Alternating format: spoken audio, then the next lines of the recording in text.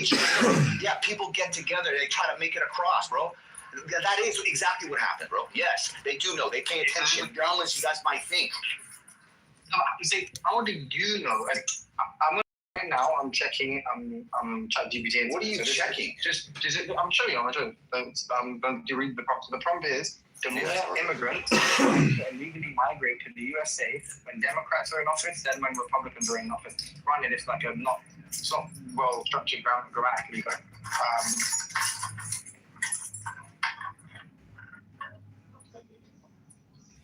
Okay, so Psych, while you're looking that up, we can. I'm not looking at anything. Hey, why have you, Nathan? Please, I don't let him up, bro. I didn't let him up. I don't know. Someone else let him up. Stop. Can you right now ask people who is the person you think? Is it Weedor? Is it this Andrew guy? Can you send someone talk to one of these people and say, don't fucking undo a month procedure? Hey, Timothy, I'm gonna go right now. Sorry to make your point, then I just want to hear it, and then I'll let you go. You know what I'm going to do, Mike? Yeah. Okay, I want it to be continued, but to do that, I'm going to say this. It seems what I just said. It seems like you're right here. It says generally yes. In recent years, detected illegal border crossing attempts were much higher under the Biden administration than Trump's first term. But Democrats versus Republicans, it goes on to basically say a pinch of salt. But preliminarily speaking, you're correct. All right, cool. Then we'll bookmark it there, and then we'll I'll get back in like an hour. Thanks, bro. I ain't gonna lie though, Mike, my boy, but Mike kind of changed the conversation. The conversation wasn't about who, the immigrants that wanted to come to America. America is the most popular country in the world. It was saying that in comparison to some countries, America is bad. Like some of these bad countries, like Flint, Michigan, and they try to cover it up. Like that's terrible. You find that type of shit in third world countries. The greatest country. I mean, isn't the irony that Mike's making a point of all of the fucking BHI and FDA and ADOS people, where it's like, yeah, they say. That's my argument, right? Because I'm an immigrant. And I think that's the immigrants' argument that America is the greatest country to live here. They got a different story. Well, mad people want to come to the UK, right? And then mad people from the UK want to leave. So, I'm saying they are. Like, lots of people legally migrate to the UK as well. But think about all of the people here who, as soon as they get their money, they want to go. They've got expats. They want to go to Dubai. They want to go to your country, Nathan. The greatest country in the world. The majority of British billionaires live in, white British billionaires want to go to Dubai.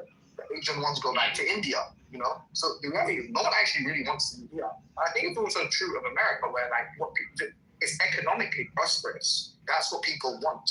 They want a better life for themselves. They want better access to healthcare. They want better education. They don't want to actually be in America, be around the people. American people are some of the worst in the world. The evidence for that is they vote. That's a fact.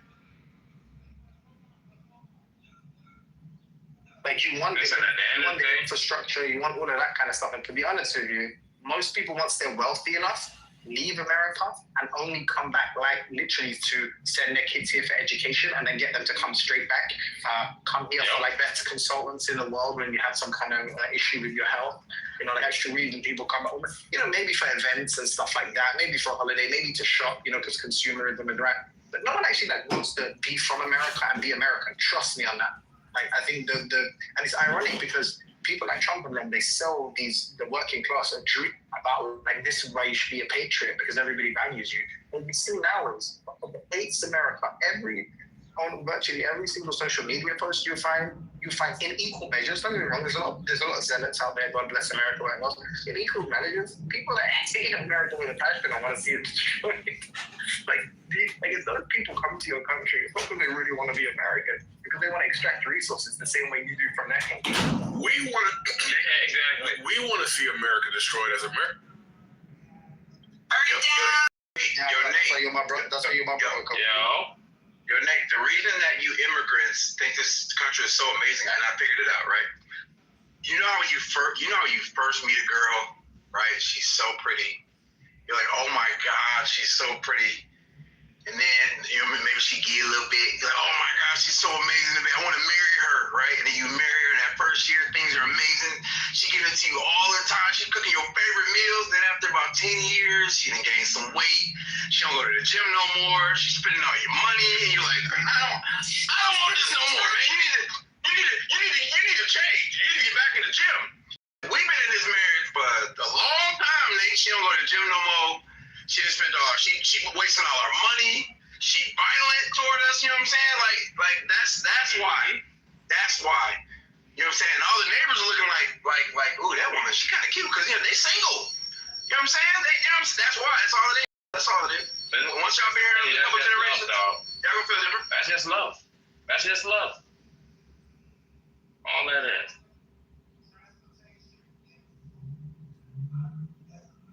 Yeah, I was gonna say that. You just gotta love through that. But then again, there's also, I think Mike displayed it, right? There's a gross misunderstanding for why people want to come here. And I think Mike thinks people want to come here because it's the best country in the world. No, people want to come here because that's where the resources is. And I don't think he understands that, right? He doesn't understand why immigrants come here and they keep their head down and they just stock up money. Right? But the Black American always have this complaint that other Black people come here and they don't help them, right? When they're doing their protests, blah, blah, blah, and all that crazy shit. Because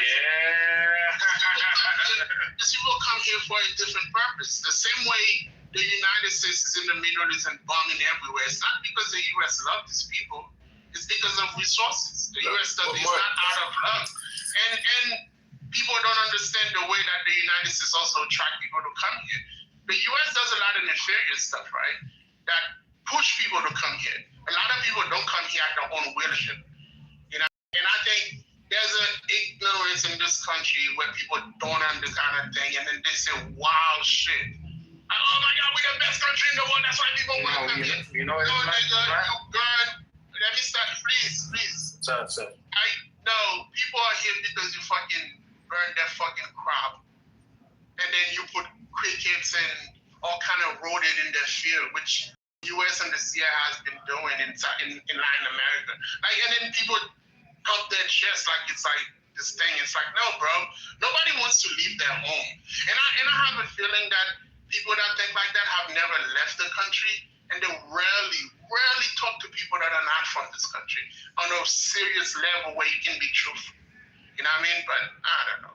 I don't think because I think ultimately this just is the success of like cultural politics, where the way I ensnare you and get you on my side, in the case of somebody like Mike, is just be like, yo, dude, you got kids? Yeah, if you got any boys, they're trying to chemically castrate with boys, and they're trying to turn them trans, and they're putting like homosexual fucking hormones in the water, you know, like don't go to Flint, Michigan, and it's like.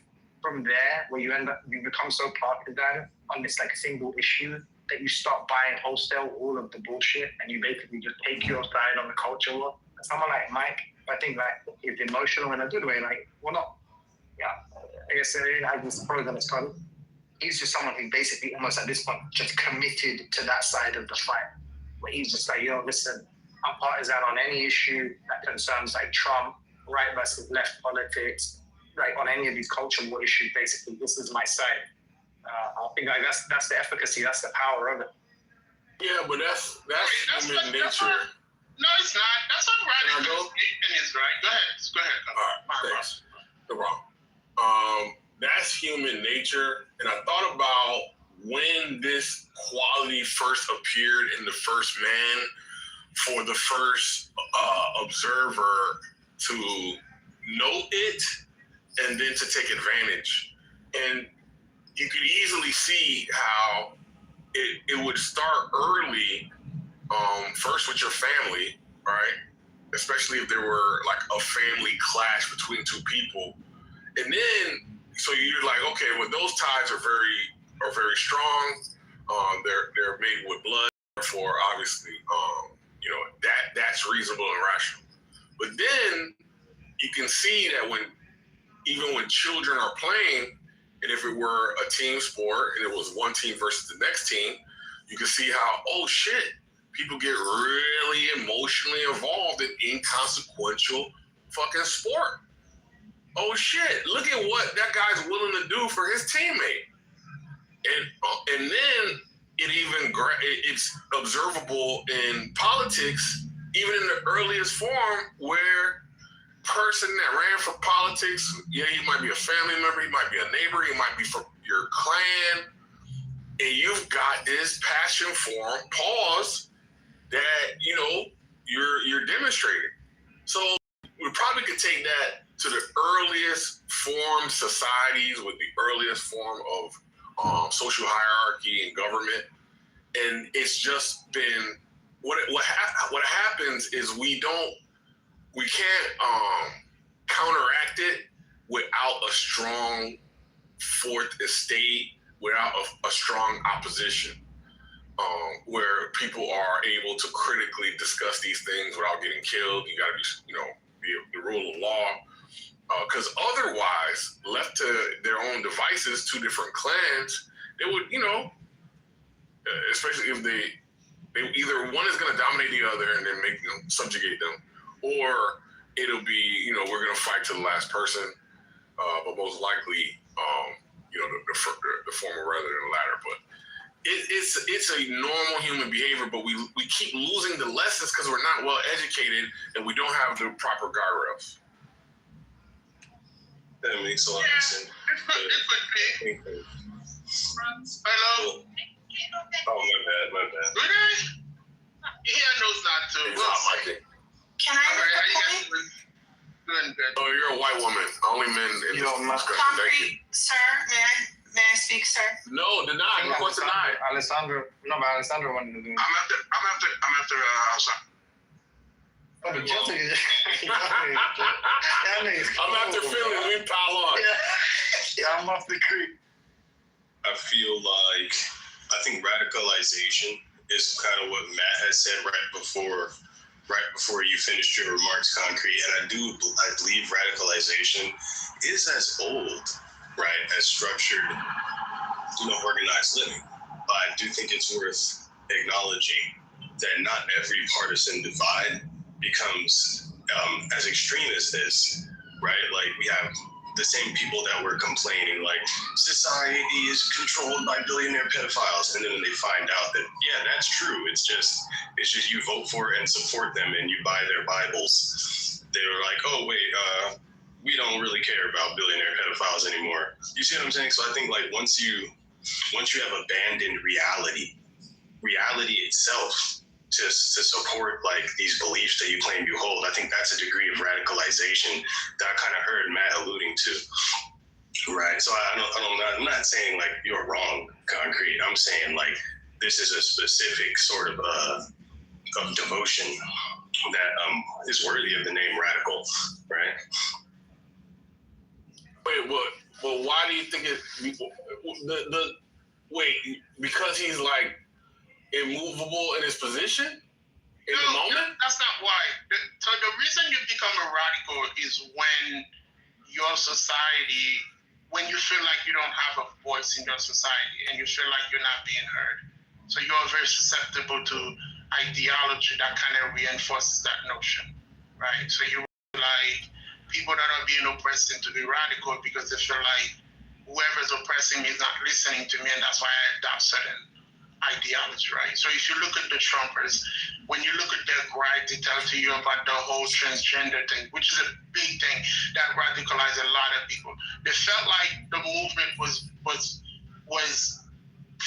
up on them, and they had no say so in whether or not they can tell somebody to put on or whatever, right? Now, it was poorly done, I can give you that, but that was like a form of radicalization when people felt like be on that side, and I'm gonna oppose everything that is quote unquote left, even if it benefits me. And this is why you see, like, Republican-led states are always bad, and these people are so radicalized, they always vote against their own self-interest because they're so ideologue that they think if I dare vote to improve the life of somebody else, it will be a bad thing for me. I think that's the way people feel. That's why we don't have national health care, Matt, because white literally, they were propagandized to believe that if you give blacks health care and help, like, it's going to help them live longer. And if you don't give them health care, they'll die off sooner. But I wanted to hit another thing you said earlier, Matt, about conversation, and it made me think, right? Because people do think that everybody wants to just want to come here because you can come here and make money, and we have the resource, right? And when he said open borders, I'm thinking, yeah, a lot of people at the border would come here, work, and then go back home. Because one of my first was when a Dominican. You're in the Matrix. Her dad works here in I'm in the Matrix. Oh, you work for me. I don't know. So maybe it was. Am I the Matrix? Oh, again. You were, but not anymore. Yeah. Okay, so Matt, you've been to Santo Domingo, right? You know the area over by the country club, how nice that neighborhood is? That's where she lives. And when I told her would she ever move to the States, she's like, never. I don't like the States. Because she has a great life where she is. Her family does really well. And so, like, and that really, like, in my arrogant thinking, I was like, you don't want to come to the States? And I was really baffled by that. And it wasn't until, like, years later I began to realize, she lives a freaking great life. Why would she want to come to the States? I saw the recovery to your and your points. It's obviously money, though, isn't it? That's the major. Hold on, brother. There That's was the a major white problem. woman that wanted to get in there. I just wanted to Yeah, but she quickly wants to say have a that the fulfilling reason life. that I think the reason people come to this country and stay for so long is because this is the place where you can make the most money, period. And Yeah, that's a good point. But I was going to say, but like ultimately, it's not really kind of rocket science. It's just kind of like the money you put into it. The football analogy, the way I analogize the football thing is like just the success of it. You become more entrenched. You get like the adrenaline rush, the highs of like, you know, being part of a team success or something. Even historically, even if it's your parents like passing down memories and whatever else of like, you know, successes your team had, like, you know, and big. You know, like, so you support them in a bid to bring them or to restore their film or something. It's like, yeah, that's how you move the needle now politically with money. It doesn't matter what the messaging is. It's can you get it to people? And it seems like if the narrative was simple, especially given that, like, and this is for every population. I'm not just trying to take shots at America, but the vast majority of the populace are going to be of average or below average intelligence. So the messaging doesn't be that consistent. It doesn't, like, all the accusations of Christian and all this kind of stuff. It's really just like who gets to them first, and who gets to them more consistently, who can basically sustain this kind of inculcation. And that's what you'll find is ultimately what determines who wins the movement. I mean, it's always the evil people who have the most money. So they're the people who, unfortunately, their agenda is the thing that's always advanced because they have the most money to get that message across to convince people that they're the best people, like, you know, they're the best people who should be in charge or whatever.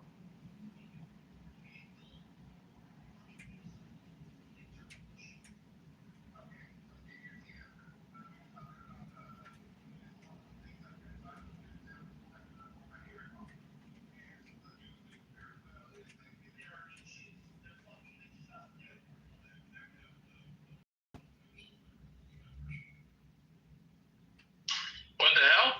Everyone stop talking? Am I in the Matrix? No. Sorry, it was like a little. You are in the Matrix, but you know. Oh, we got a lot of people that want to come up. No, you're not in the Matrix. Talking. Right? Oh, Dominic. And we got chills. Oh, don't act like you don't know children.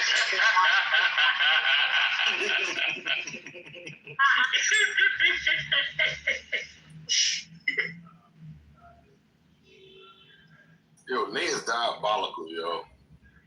I feel like it's very hungry, did you know what I said?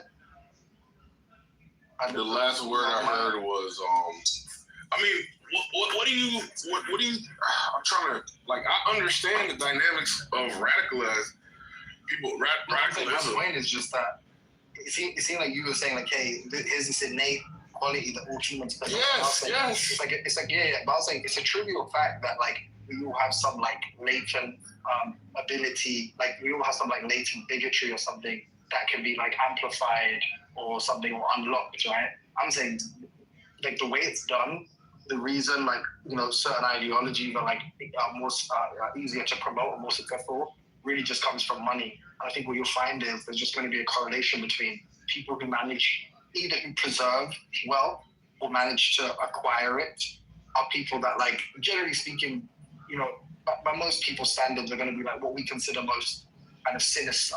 And I mean that, like, just take the kind of folk or colloquial idea of like who's evil, like the guy who cares less about human life and well-being and more about, like, you know, increasing his account balance. I think those people more often have that kind of are in those positions of power, and what that money can do is promote these kinds of messages, is kind of like amplify these kinds of ideas globally, and that's ultimately what you find.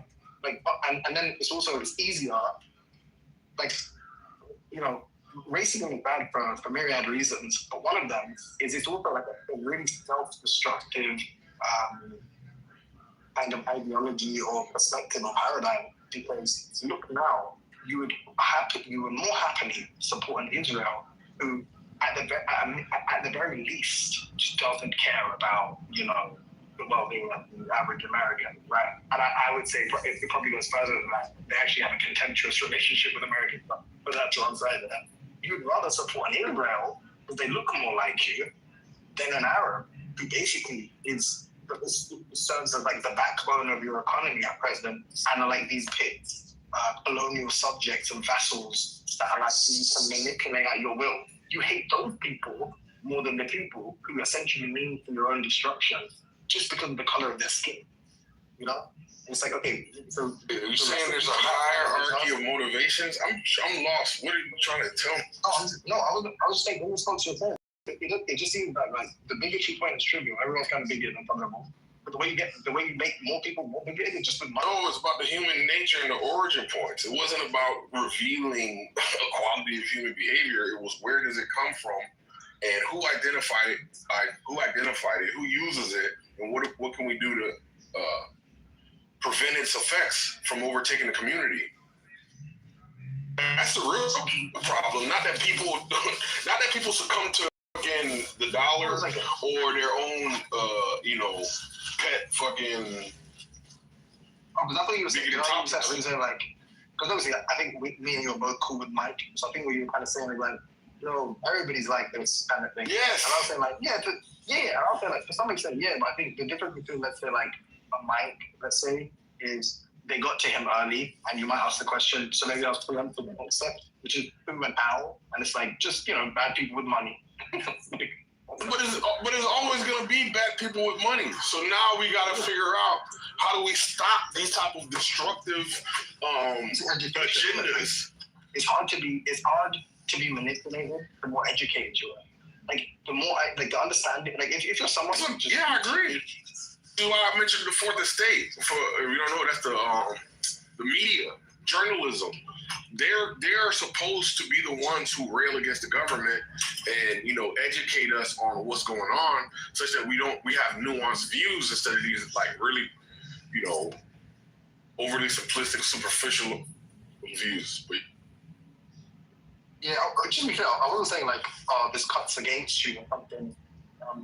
It was more this sort of like I was offering like a more fine-grained analysis of why people like Mike get sort of caught up to. Because it's like it starts off as a single issue thing, and the messaging is just so consistent, so truth that they're bombarded with like, well, if you agree with this, you gotta agree with this because this is what the good. Right. That's what the pandemic did. Yeah, that's what the pandemic did. The pandemic was like a perfect conduit to radicalize a lot of people. It was not radicalization. It's commitment. So radicalization, I think it's whenever you feel like you're marginalized and you get to understand where being rational and being objective no longer matter, that's radicalization, right? And I know we've been conditioned to think of, oh my God, only the Muslim who blew himself up can be radicalized, when in reality, if you cannot understand why pronouns matter and why people do it, you're also being radicalized. Because there's a logical explanation on why it works. You know what I mean? Yeah, but the thing is, I wouldn't use the term radical with Mike not because he's the homie, but because I don't think it's appropriate label, because I think that it would remain within the domain of these conversations any of his like pro crew type of behaviors, right? I don't think he's going out to January 6th, punching people in the face, fucking going behind buildings and, you know, setting off Molotov cocktails and fucking, you know, IEDs. Wait. I think it would just be merely, and if he's not doing those things. You addressed it. Hold on. That's a terrorist concrete. No. Hold on. And the reason why I use that imagery is because that's the behavior that we reserve the language radical for. It's not that I'm being overly, hyperbolic or irrational. Is that we can't say radical to a regular team member who just isn't going to back down in a conversation. Wait. Okay, can I develop Matt quickly? Just it's a bit of a tangent, yeah. Like you get Matt, you're at work, and you get a call from someone, and you believe this is true, right? So you believe they're speaking the truth, and the person's like, yo, I'm calling from the papacy, or you know, I'm calling from the office of the Pope or something, and then like, basically like the Pope wants you to do something that's not directly, it's not directly clear to you that it's like in the interest of like black people or your family or Asian people. Like, it might be some like, you know, distorted like fucking Vatican type shit, but nevertheless, it's a Pope that he asks you to do it. What do you do?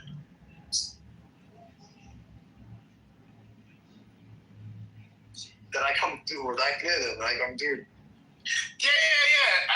Hold on a second. My daughter's having like a crisis. Jesus Christ.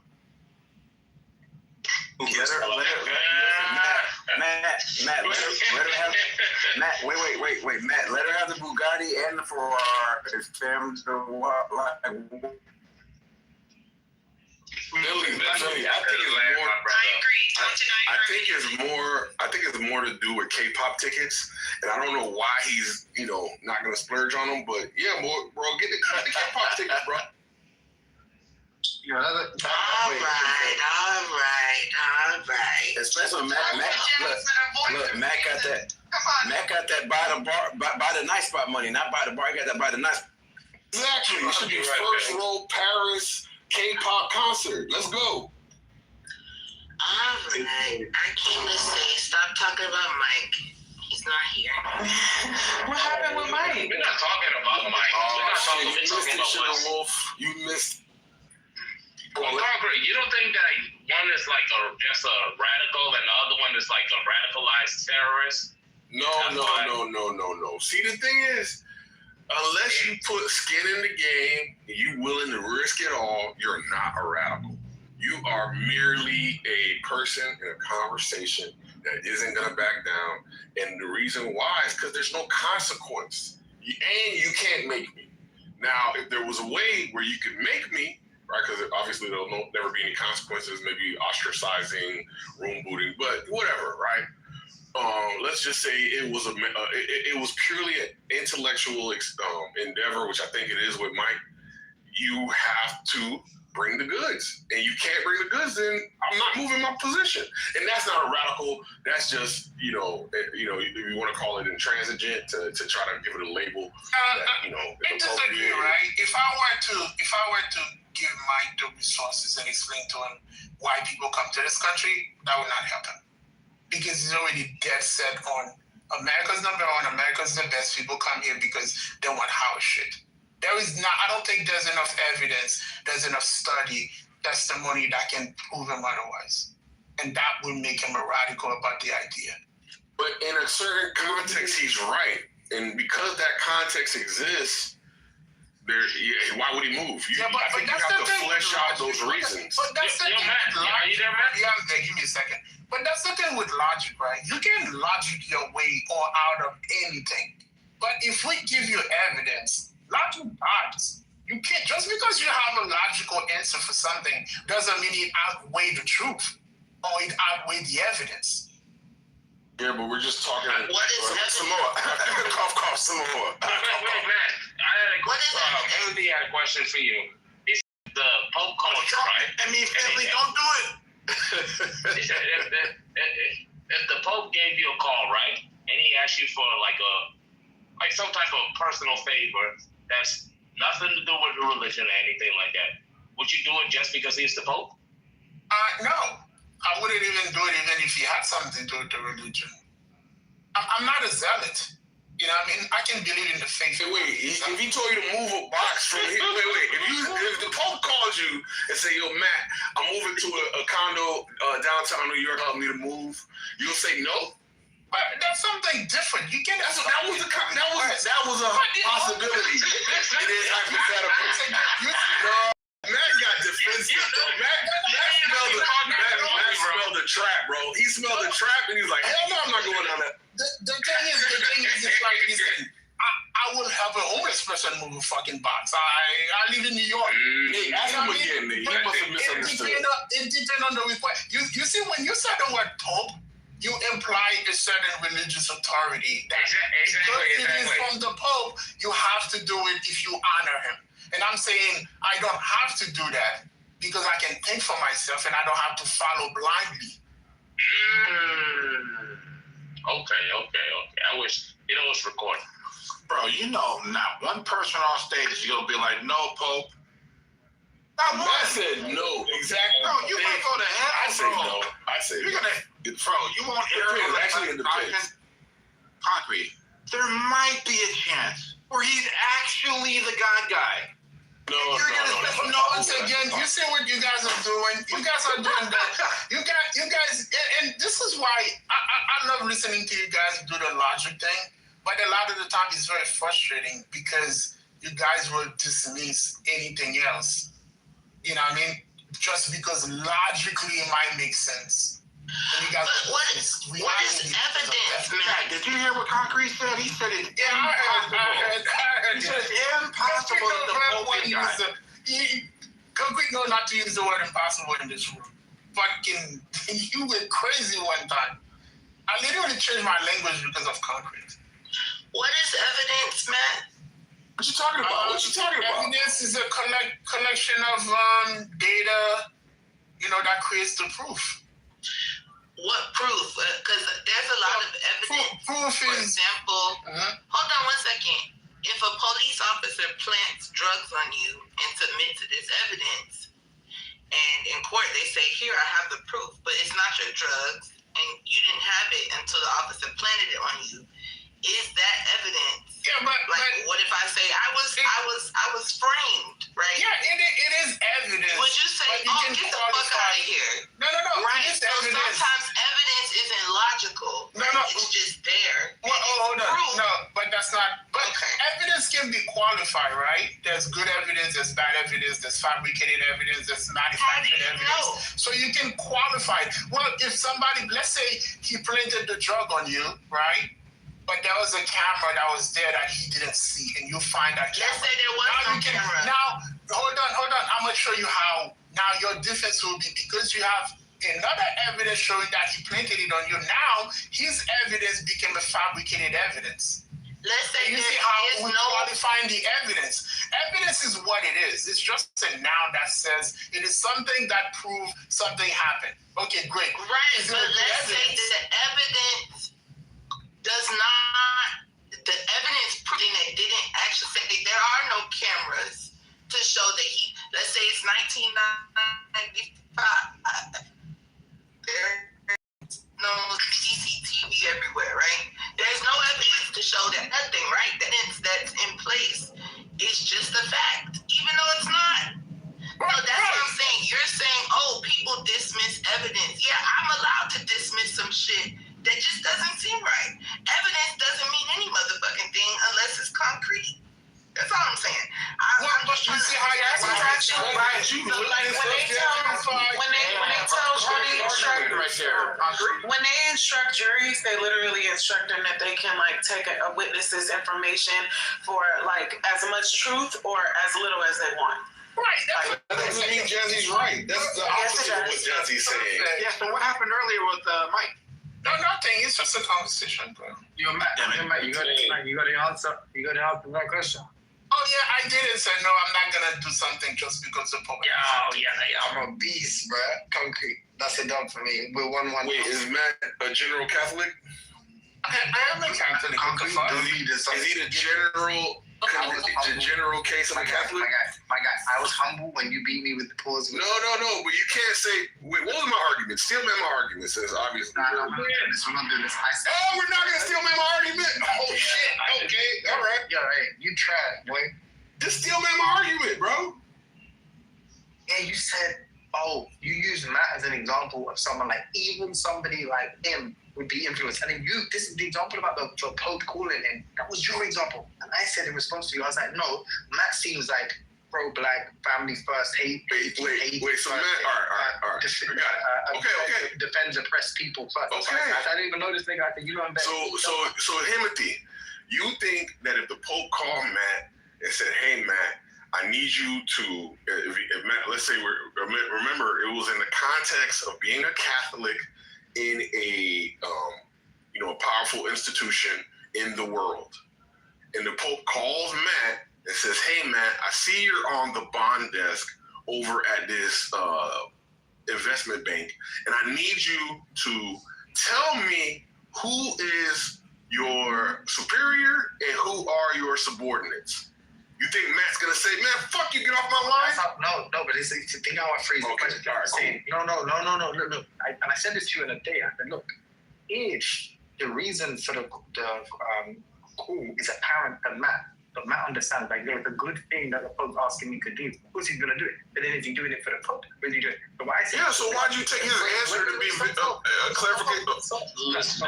Why would you take his answer to confirm what you're saying? Stop, brother. I'm gonna explain it. Like, it's seldom am I ever gonna be the person in his like. Bro, just go, bro. Don't interrupt me. Well, don't interrupt me. The way. Alright, I might do it. So apologize. All right. Thank you. No, bro. But listen, it's not intentional. You know what I'm saying is I don't believe that. The best thing to ice. Okay, I still got love for you afterwards. That's all. But the reason you isolate the motivations for the call, so like behind the Pope and that, is to find out is if the fact that it's the Pope is going to motivate Matt to do it. So what I asked was, not anything that this is in any way a benefit for like you, humanity, anyone. It's just like something that it might just service the interests of the Vatican. Then I asked, like, would you do it? And he said no, and that's a better example. Why would you think that? Listen, so we asked look. So we asked him again. Hold on. So interest of the Vatican could be anything, right? Including getting organizational information at a bank, right? Or some institution, right? You think Matt's not gonna do it? He's not gonna tell who he's reporting to. I just asked him. No, you asked a question because obviously it's so trivial. It's so trivial and so inconsequential that the only reason why he's saying no because he's sniffing out a possible trap. No, I think when you said Pope, that has a very significant authoritative matter to it, right? Because you would never ask me that question. Say, if a homeless guy called the bank, because you already know what I'm gonna say, right? So you put an authority in to see exactly, to test it, right? But then again, the question you ask is actually a very general question about information that is not one detrimental to me, detrimental to the company. Knowing who my supervisor is and my underling doesn't do anything. Now saying, would you answer the question? Hold on, answering the question. It depends on the question, right? You don't think the there you go. Thank you, Timothy. There we go. Which is a different answer. Than no. Thank you, Timothy. Have a nice. This is crazy. Like concrete, that was terrible. What do you mean? Listen, if you would have answered, that's not radical. No. Now, if I were to say no, I'm being dishonest. Because now I would be violating people. Hold on. The question is the question. If someone called and asked you, who's your boss? You would answer that question because it's not a detrimental thing. But that's not what radicalization is. Radicalization is when you start taking things to the extreme, right? It's when you start doing questioning. Like The way we were introduced to radicalization was Islam radicalists. We were introduced to. Oh no, Matt. I got it. The people that blow themselves up to go meet 72 Virgin. No, you missing Matt. No. Here's what happened. And I'm gonna explain. Pay conversation, bro. Here's what happened. I'm gonna explain to him so he understands. Because we already had a conversation that was going on. Matt interpreted that question through the lens of the conversation, which was, did Henneke leave? Oh, he took his L and left. God damn. I'm done. He ain't took no L. It wasn't about radical. Man, that was a prior conversation about who runs the world, the Catholic Church or the Jews. And so that question was to confirm that conversation. It had nothing to do with radicalization, which is how you interpreted it. Obviously, the Catholic Church does not run the world. Hello? I think that's. Thank you, Jazzy. Just because, for the Catholic Church to run the world, every single head of state that are Catholic would have to bow down to the church or to the Pope. They They don't. do. No, they don't. There's this dark history with the Vatican and the Italian mob when they were going broke that they don't ever bring up, like how they get out of the debt. I can admit that. I criticize Christianity. I criticize Protestants because if I didn't, then I feel like I would be radical. There is this radicalization with people that are tied to religion where the religion can do no wrong. Even if you bring up the wrong, it's like, well, no, we don't run the world. It's just the Jews do it, Muslims do it, Christians do it, and I think the biggest of them all is Catholics. Like, I'm not saying you do it, but you're kind of doing it right now. I don't think I'm kind of doing it right now. What I'm doing is I'm pushing back on the ideology, right? Because I think when we say run the world, we have to look at the power dynamic and who controls who can make who do certain things. I don't think the Pope can say right now to all the Catholic countries, like for instance, most of them are in the EU, South America, that, okay guys, I want everybody to stop fighting. You think they're gonna listen? You think they're not? They're gonna do what they're gonna do for their own country. When have they ever said that? Hold on. I'm going for it. So hold on. I'm glad you asked. The crusade was started by Pope Pius I when he literally said, I need your nigga to go fight, and they all met up and went and fought. That's when the Catholic Church run the world. No. Now it's not the same. It's not the same. I'm asking, when have they ever ordered these countries to stop fighting? And I don't mean to cut you off. No, they've ordered them to fight, and I just gave you the crusade. The crusade. No, ordered them to stop fighting. Because you said if they told everyone to stop fighting, no one would listen. The Pope did stop Portugal and Spain from fighting and live in peace. They've been living in peace for like 800 years. Matt, To the point where they even split the world and gave the like, bro, this is your cut, this is your cut. That was the Catholic Church who did that. That's when the Catholic Church run the world. So the Catholic Church was able to divide land that was already owned by someone else? You're not paying attention when I said Matt, you're not. Catholic Church did You're that. being dishonest, Matt. Listen, oh my God. Let's go back 1 second. You said if the Pope or the Catholic Church told these countries to stop fighting, would they? No one would listen to them. So my question was, when have they ever told them to stop fighting? And you said, I'm glad you asked. And then you brought up a time where they told them to go fight. I'm asking for a time that the Catholic Church called for peace in a nation that is in uproar. I've never seen it in my 35 years of living. Well, that's because Especially because they have power. Hold on. There was a time when the Catholic Church, hold on a second. There was a time when the Catholic Church could snap their fingers and people just fall in line. And then that power started waning where people were like, I'm not going to listen to this motherfucker anymore. And then they stopped listening. And you know what happened? We can pinpoint when that happened. We can pinpoint look at Haiti. Doing it. With that being said, when Haiti stopped doing it, what happened? Hold on. I'm not going to deny that the Catholic Church at one point did rule the world. And then that influence was waning to the point where now they don't rule the world anymore. Checkmate. The influence, hold on, the influence was... This is crazy. The influence was... For everything. 1 second, the influence was diverted to make it look like, hey, it's no longer the Catholic Church. And I'll tell you when it started. In 1776, they attacked America. That's what was Independence Day. America said, we're done. We're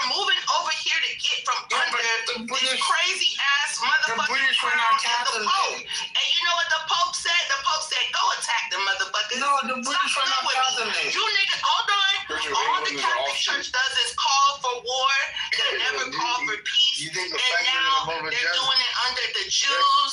They're acting like Jews. They're acting like Muslims. All of this is being done under the Abrahamic faith. Listen, who runs that umbrella? The fucking Catholic Church. I'm glad you said this. Get me this divorce. The Pope said no, and he's like, I'm gonna start my own shit. And then niggas was like, I don't have to be afraid of this motherfucker no more. If England can do it, I can do it too. Then people away from the church. Yeah, Matt. I think when I was having this conversation, I kind of threw out there Christians control the world because people are saying Jews control the world. And it's like, bro, all the leaders of Western countries pray to Jesus. Now, like, if all the leaders of Western countries were Jews, if all of them were Jews, you know. Well, what's wrong with following Jesus Christ? Hold on. He's the only one that committed blasphemy against. Shut up, yo. Like, I'm just saying, like, I'm just keeping it real in a sense of, like, if the shoe was on the other foot and all the leaders of the West were Jews, all the anti-Semites in here, they wouldn't need them to have secret meetings every month to confirm that they control the world, right? You talk about the Christian leaders that go to Israel. Nobody has secret meetings. Where's the yarmulke? You call that Christian? Yeah. Like, We don't even know what he's saying yet. Right, so I guess I'm pointing out, right, so like I would say no, the Catholics don't control the world. I would say Christians do, right? Now, I'm not saying that all Christians are like... Catholics are Christians. I mean, some people distinguish between the two. I would lump them all together and what I would say... Yeah, if you're Catholic, you believe Christian faith, yeah. Hold on, bro. Hold on, Yo, this is sad. Yo, no man going to tell me what to do, bro. Here's all I'm saying, right? The reason why I brought that up is because I think it's a way more reasonable and justified claim than saying Jews control the world. How, bro? Like, show me this. Okay, I hear you saying that, but that's why I'm saying, show me the countries. The banks, brother, the central banks.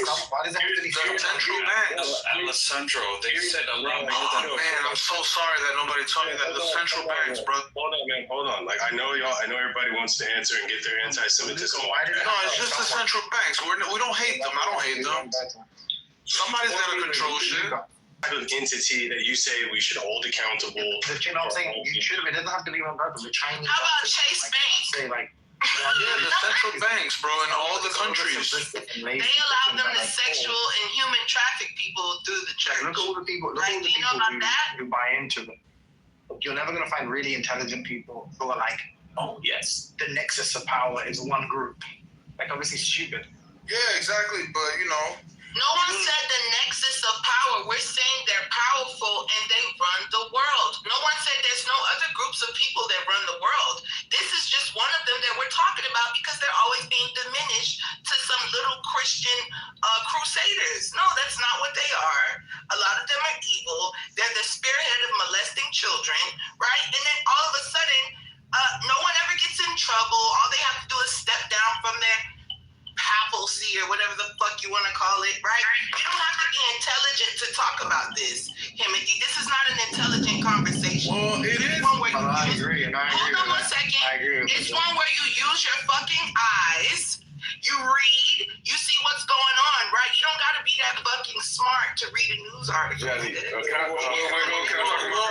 hold on. 1 second, go after me. The ones who got caught with children got fucking arrested. They got justice. They got arrested. Are we doing Go after me. Sure, we have to do a queue, or you guys can We control have to. yourselves? And they don't represent the whole religion. Gosh, bro. Can y'all control yourselves, or should we do a queue? Don't say y'all, bro. Just tell me Yo, bro, who wants to talk? Who wants to talk? Concrete. Go ahead, Concrete. All right, thank you, brother. 3 minutes. So, Jazzy, I want you to please, you're doing excellent. You're making great points. You got Matt on the ropes. You bloodied one of his left eye is swelling up right now. He can barely see. With basically a coaching tactic. And it also serves as a shaming tactic, as a coaching shaming tactic, where he says only dummies talk about this like that. And so what you got to do is you can't take the bait, Jazzy. All right? Please don't let them trigger you. Don't let them press your flesh buttons and stay on the topic because we got these things. We got them. What? So crazy. We got them. 1 second. What's so crazy is that... Are you guys like playing a game in your head or something? Yo, Red Rum, can you just shoot him, bro? We're having a good conversation. Whatever. Yeah. So, Hemithi left. Ah, fuck. Good, he left. Yeah, Alessandro's still here. All right, so we got Alessandro, we got Matt. Wait, no, did Matt leave? Oh, shit, Matt left too.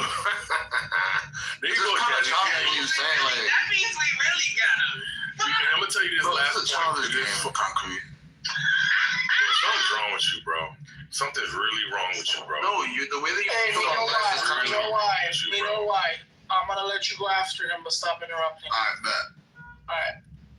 Fucking weirdo. And he just said, man's gonna please, tell me. Red Rum. Hey, you know what? Stop. It's his turn. Just move him, It's bro. his turn. What's so hard about moving people? You're gonna go next. This is the weirdest thing I've ever seen in my life, bro. It can't be this. This Yeah, one more time, more interruption. He's getting moved. Why? Go ahead.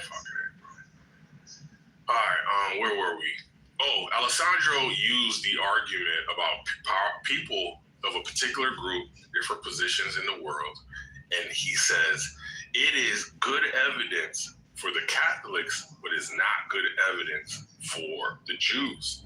And so all we have to do is ask him, what, sir, is the symmetry breaker? And the most that I think he'll ever do is appeal to, well, central bankers aren't presidents or heads of states, right?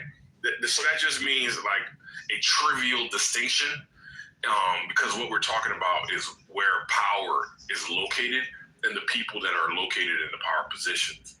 And obviously, if we were to say a central banker, if you understood the flow of money, how you can increase it and decrease it, how you can move interest rates, that is very powerful, right? Even more so, some might say, than the head of a state. In fact, your boy Rothschild said, I don't care who makes the laws, as long as I can control the goal or something to that effect, right? Because the money, 1 second, brother. Because we all know that people fall to money. Thank you. I have feedback. Somebody put me in the queue. Look at the dude, Jerome. Is his name Jerome Powell? Yes. I don't know his name. Yes. Okay, right. This was one of the most powerful niggas in the world. He sets the rates on your mortgages when you're buying a new house, right? There's a lot of shit. I agree with you, Concrete. You just made a great point. They're not heads of states. I know heads of states, they can't even make no decisions. Donald Trump sure can't. Everything he makes, Congress goes and challenges it in the Supreme fucking Court. Right? Jerome Powell got more power than Donald Trump, the head of the country. So y'all gotta stop the bullshit. It's just bullshit, bro. Wait, Powell, okay, obviously checks and balances. Checks and balances. Checks and yo, bro, you guys could kiss me where the fuck I go and I fucking I'ma sit on my porcelain throne and y'all could kiss me with a dick. Alright? Yo, check this out, yo. At the end of the day, we got checks and balances. Okay, so that's what's supposed to happen, right? Trump, he just popped his tongue. Shut the fuck up, fucking faggot. Shut the fuck up. Did what? You heard that shit? Did what? You pop. Yo, y'all niggas are weird, bro. Y'all niggas are weirdos, nigga. Weird ass little nigga. Y'all some weird. Alright, Mino is gonna go, and then Alessandro. So everybody shut the fuck up, alright? You fucking faggots. Alright, anyways, yeah, man, they run the banks, the central banking. Like, what else do you want to fucking know? Funds wars, like, what else do you want to know? Are they bad? Hey, they're just in power. Somebody's gotta be in power. It ain't gonna be your bitch ass, you know what I'm saying? So, like, yeah, you could be mad, you could do whatever you want. You're not changing shit. You're a peasant. That's it. That's all. Thank you. That's what you wanted to say? Yeah, you guys are peasants. You're a peasant. I'm a peasant. We already know that, nigga. You are a peasant. That's probably what You do not exist in their world. You're not That's the real ground. Well, I'm driving the car right You are now, going. so something's going on. Goy swap. You're And goy swap. then here's the thing, man. A lot of things being said. I think the problem with the whole thing, because there's a few arguments being made. Some people are saying Catholics run the world. That's why Jesse brought up the last gentleman. What was his name? Jerome Powell. He happens to be Catholic. That's true. And then you got when you look into it, and there's no stats on this, but from the data that I could find, the majority of people who work in the banking and finance industry, and even if you're talking about central banking in particular, they're not Jewish, right? So and I've been around people who spread anti-Semitic theories about the music industry. They're like, these people control the music industry. It's like, okay, let's look up what percent of higher ups in the music industry. What's the symmetry breaker, brother? It's so the symmetry breaker for me is going to be most versus not a lot, right? So if we're saying, for instance, I'm saying for Christians, I see sufficient influence and power among heads of state, right? And then you're saying, well, isn't this symmetrical? Isn't what we see with banking symmetrical? And I'm saying no. I'm saying I don't see. Because I'm telling you, if most presidents, most prime ministers are Christian, then if most central bankers and if most economists or whatever, right, are Jewish, then maybe we could begin to have that conversation. But that's not the case. You're talking Most about bankers. You never heard about the Rothschilds, have you? It's symmetrical Wait, one second. equality. Can I ask why we're talking about Jews concrete? When did we get on Jews? I don't remember. I thought we were talking about. We was talking and then we kind of ended up pivoting to some other shit. We started off talking about radicalization, but at this point it's just kind of like religion in general.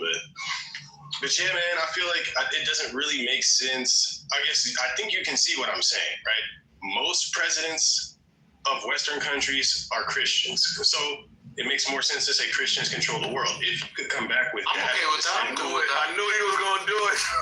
But you didn't hear me right. In the world, I'm cool with that. Are you talking about the ones that go and touch the wall and wear the yarmulke? Are you calling them Christian?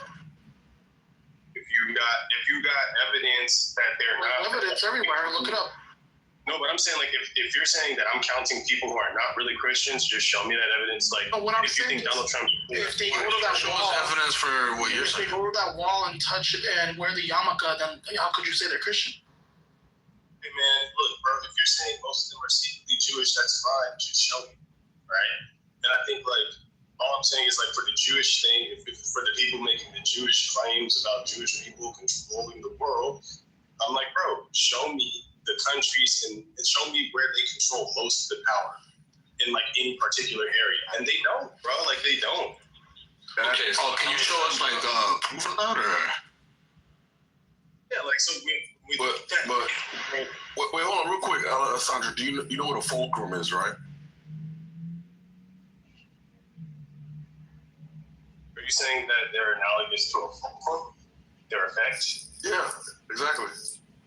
So banking that's the whole point of central banking.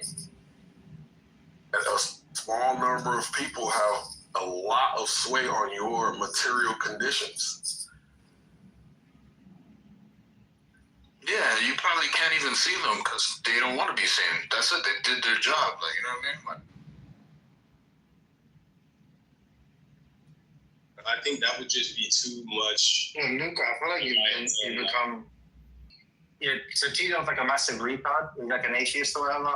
And because this isn't part just because he is a fucking moron, but basically his response to constantly being peppered with these arguments of atheists have no morality, objective morality, blah blah blah, is to construct his own just asinine moral theory, where basically he thinks he's a moral realist of the most bizarre stripe, and that's in part he's motivated by the low level discussions that he's involved in, and what he's done is he's tried to happen an approach for dealing with retards, but unfortunately it's just backfired on him and made him look like a massive moron.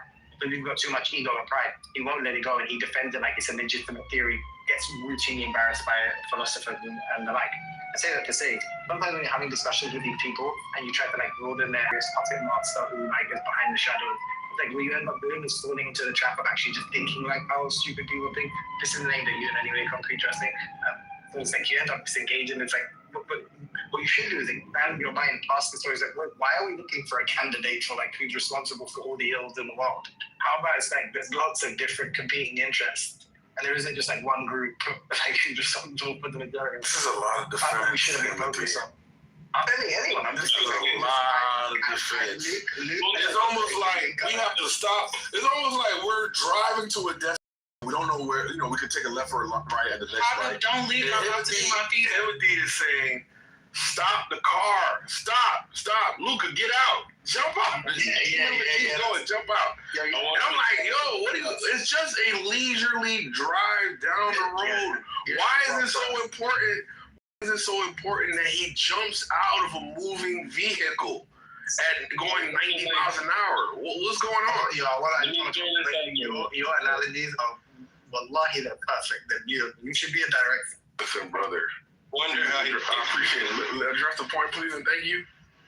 I think like all I'll say is like, so in these conversations, some like obviously I don't think like Christians control the world, not Jews. Like I'm not saying like there's some other secret Christian, but I'm saying it's almost like I'm trying to say like, well, how can you use this flimsy scaffolding to prop up a Jewish conspiracy against the Jewish people when there's like way more evidence for other I mean, I'm not saying that like I'm not saying Christians control the world, but I'm just saying like, how the fuck did you step over Christians and land on Jews? We have some things. No, I know. Trust me, I know. I can see the sort of like banana peel in front of you, and I'm just telling you, don't step on it. Like concrete's right. I'm saying get out of the car. No, I'm not telling you to get out of the car. I'm saying stay along for the ride. No. What the hell? You're right. No, I'm saying you're right about what I'm telling them. Like I'm saying, like this ain't for you, Trey. You ain't like these boys. Oh my God. You ain't got the heart for it, Trey. Get out the car. Hold me. Let's do homework. Okay, I'm telling you. Wait, hold on, real quick. I'm gonna respond, please. Excuse me, 1 second. If we were to cross-reference all the shell corporations that are used by Mossad, and we were to cross-reference them to all of Himothy's, like we would do a full forensic accounting of all of his, debits and credits and movings of funds. I'm 1,000% sure that we see an overlap between those offshore shell companies and some moving of funds in Himothy's. Of course we would. Oh no. I've been thinking this in. No. But so you wouldn't look at the owners of Clubhouse first. The most efficient.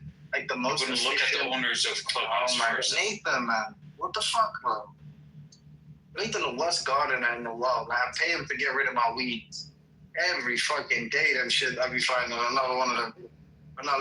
I agree with you. There are some like objective claims you can make about like who's incumbent, current, not even close to your level, who's incumbent like right now, like who's on the throne right now. I think you can say stuff like that. Like I think you can say right now that the people who are in charge are the world's most. Why is he crying like a little bitch?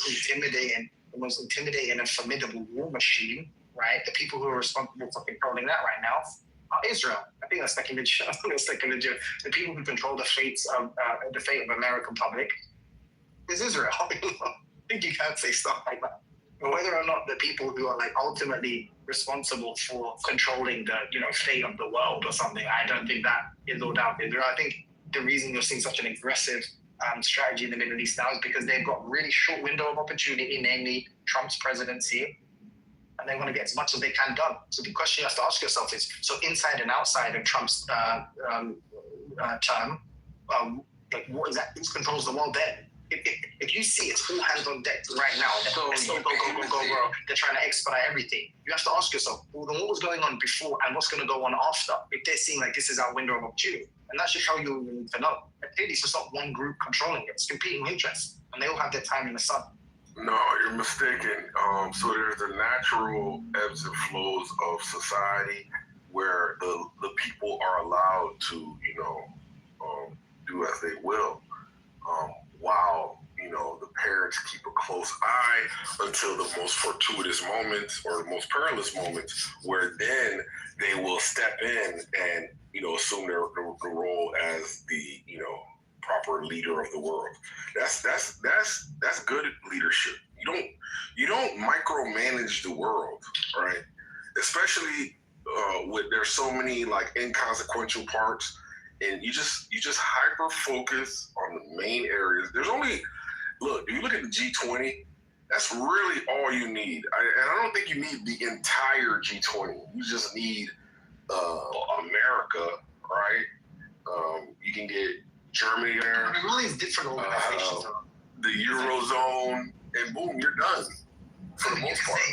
You can say, what about UN Security Council, or you can say all the nuclear powers, or you can say the Five Eyes, or you can say there's different ways of carving out the space. There's the point is, even amongst these coalitions and conglomerates and whatever else, there's So still does it only include ladies talking not about everyone that? wants to Of course they are. Humans by nature are disharmonious. So even when you think you found the one group name, so you might say Jewish people, look at the Knesset. They fight like cats and dogs. They fight like cats and dogs in the Knesset. So even just the idea of Israel, even that isn't a unified, monolithic kind of idea or perspective. Granted, it just is inherently evil, and then everyone who subscribes to the project was a fucking evil person. But that aside, there's different kinds of evil, right? There's like varying levels of That's why I evolved my theory to the more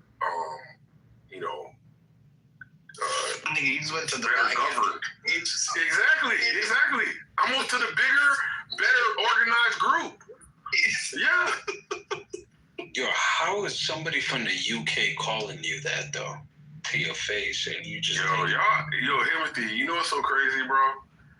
It's like I don't even understand it, but there's got to be a certain level of innate desire for degeneracy that makes this type of component persist in our existence. We're just really bad entertainment, and it's necessary in order to reach peak entertainment. You must have, chill.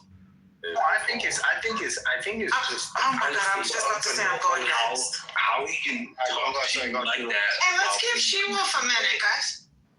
I suggested that they're having a really good conversation, and I'm giving feedback. But you're trying to leave.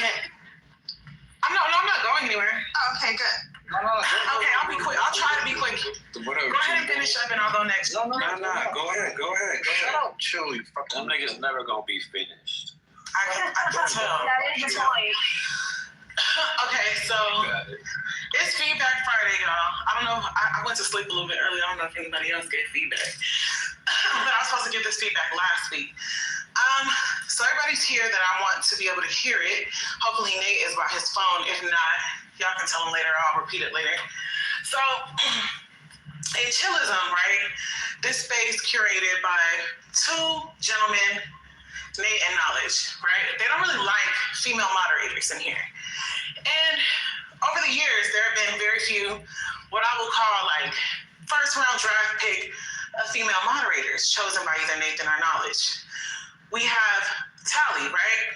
When I came in this space, I came in here before Tally. I like to say that Tally followed me in here from Conservative Clubhouse, along with people like Monica, who's another first round draft pick of Nate's, right? We have another first round draft pick of Guava, who was Knowledge's first round draft pick, right? So like, I went an undrafted free agent for many seasons. For many fucking seasons, right? So we have Tally, who I would compare to like a Dan Marino, who's considered one of the best in the game, but can never win the big game, could never win the fucking Super Bowl. Dan Marino is considered like one of the greatest ever, but he can never fucking win the Super Bowl. That's Tally. That's Tally for you, right? Then we have Monica. I don't have it like Monica. She's just not good. She's a free agent. You paid a lot of money for her. You gave up everything for them. And they fucking sucked. They fucking sucked. That's Monica, right? Then we have Then we have Guava. Knowledge is first round draft pick. Monica Now, Simmons. What? Don't interrupt. Simmons. Oh, I don't know who I'm tripping. I heard it wrong. Russ Simmons ain't in the info. Anyway, damn, don't throw me off. Then we have undrafted every season. These is the first round draft picks, right? I'm going undrafted every season, right? I'm just a free agent out here at the combine. I'm catching every fucking pass. And they like, nah, bitch, fuck you. Come back next year. Maybe we'll pick you first round. Maybe we'll pick you in the draft next year, right? Keep coming back. Anyway, so let's get to Guava. Guava, I would say, is like an Andrew Luck, right? The Colts, first round draft pick. This is the future of the Colts. We're going to get rid of Peyton Manning, and we're going to fucking throw everything into Andrew fucking Luck. He wasn't worth a goddamn. Wasn't worth a goddamn. And y'all can tell her I know this about to start some more shit. It's okay. It's okay. It's all for the feedback. I'm going to do it for the feedback. She then you have me. Sports. You know your sports. Chill, I had to work on this for a long time. My analogies and my metaphors right.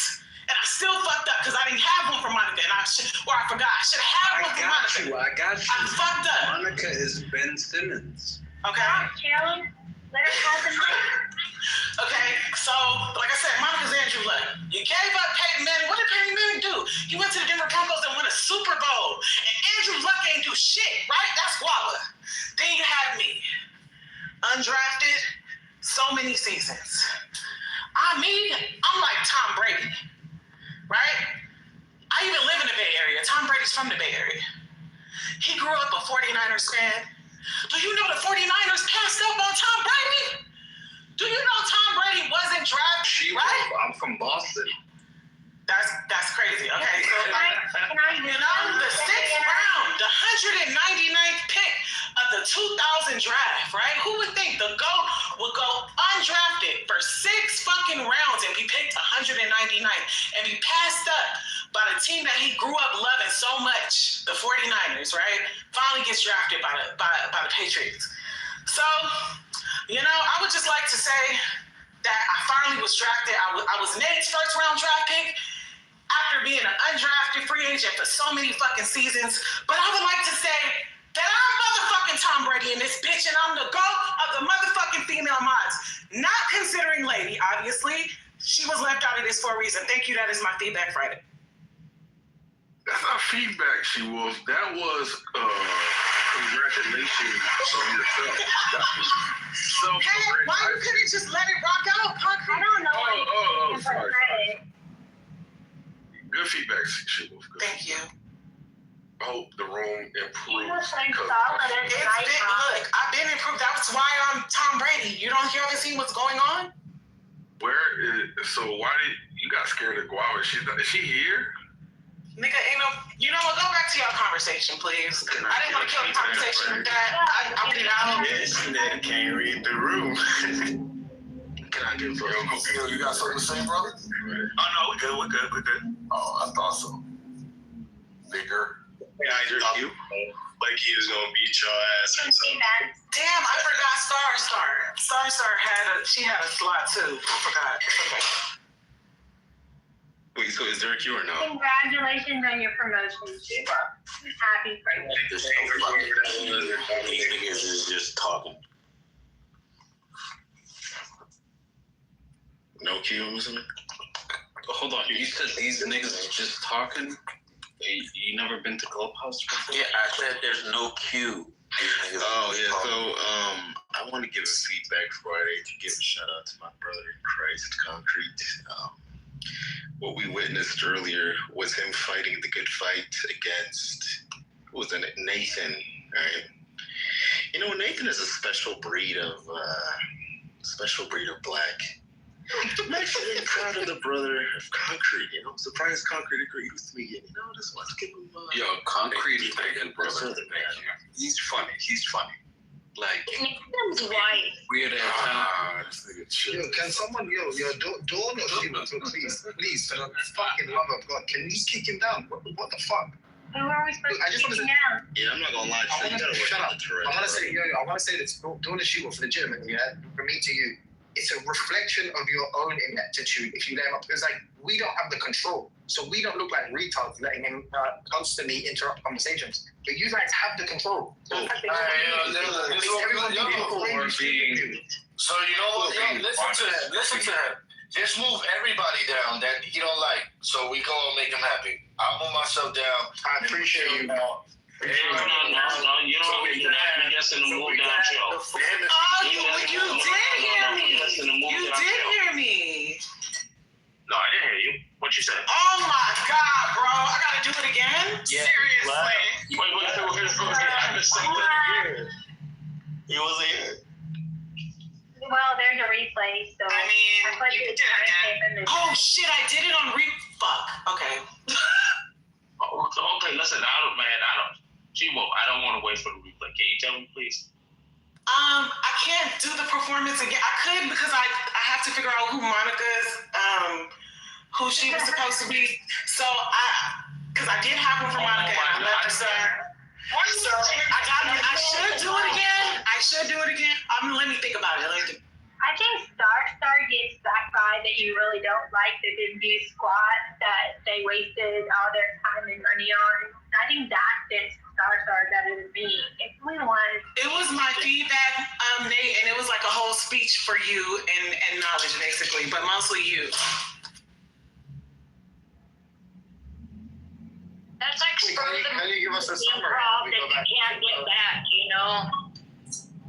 Wait, well, give us a summary though. What did it like sound like? Nathan hates black people. You know why Timothy wants you to do it over again? Because he likes it. Don't worry, Timothy. We're gonna get more. No. Replay. I Content coming about this for sure. I actually wanted to hear it, but I've been killing a lot of time in the gym, not doing what I'm supposed to do. So I'm trying to focus. I don't know. Nathan. Oh shit. Did you write it down? Someone called Nathan? Did you write it down? Can you repeat that shit? Yeah, Nate was the Ku Klux Klan. They said they wanted to thank you for your work. Ku Klux Klan? What are those coons? She was just saying things. How you gonna call a What's the policy on pulling back people that were dropped? They sell out some white people. Who's the person that was like, Nate, you don't call everyone that anywhere, then you were like, yes, I do. Policy on if someone gets dropped, the person that dropped them needs to pull them back up. We shouldn't do it. What? If someone gets dropped, the person that dropped them should pull them back up, or can anybody pull them back up? Who it is? It's still. Nah, that ain't saying on there. Why? He been talking from 4 o'clock in the morning. This nigga been talking. He got the fucking Tourette's apparently. I don't know, something with that man. Yeah, he can't just chill. That's like his name. It's like the opposite of what he does. Like that nigga's the walking embodiment of Tourette's and ADHD combined. Like, if he doesn't like pretend to do it, like he actually does that. And I'm starting to notice that might be a Somali thing. No disrespect, empathy, but like,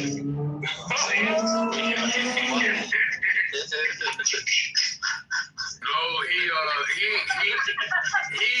I forgot what he slipped on. It was something. I think it was Nigeria. He slipped on something. I tried to figure out. I think it was Nigeria. It was like, oh shit, we got him. I don't know. I think it was Nigeria. Did you hear the rivalry between him and Timothy in the beginning? Him and Huey. Did you hear that rivalry in the beginning? So he might be South Africans, bro.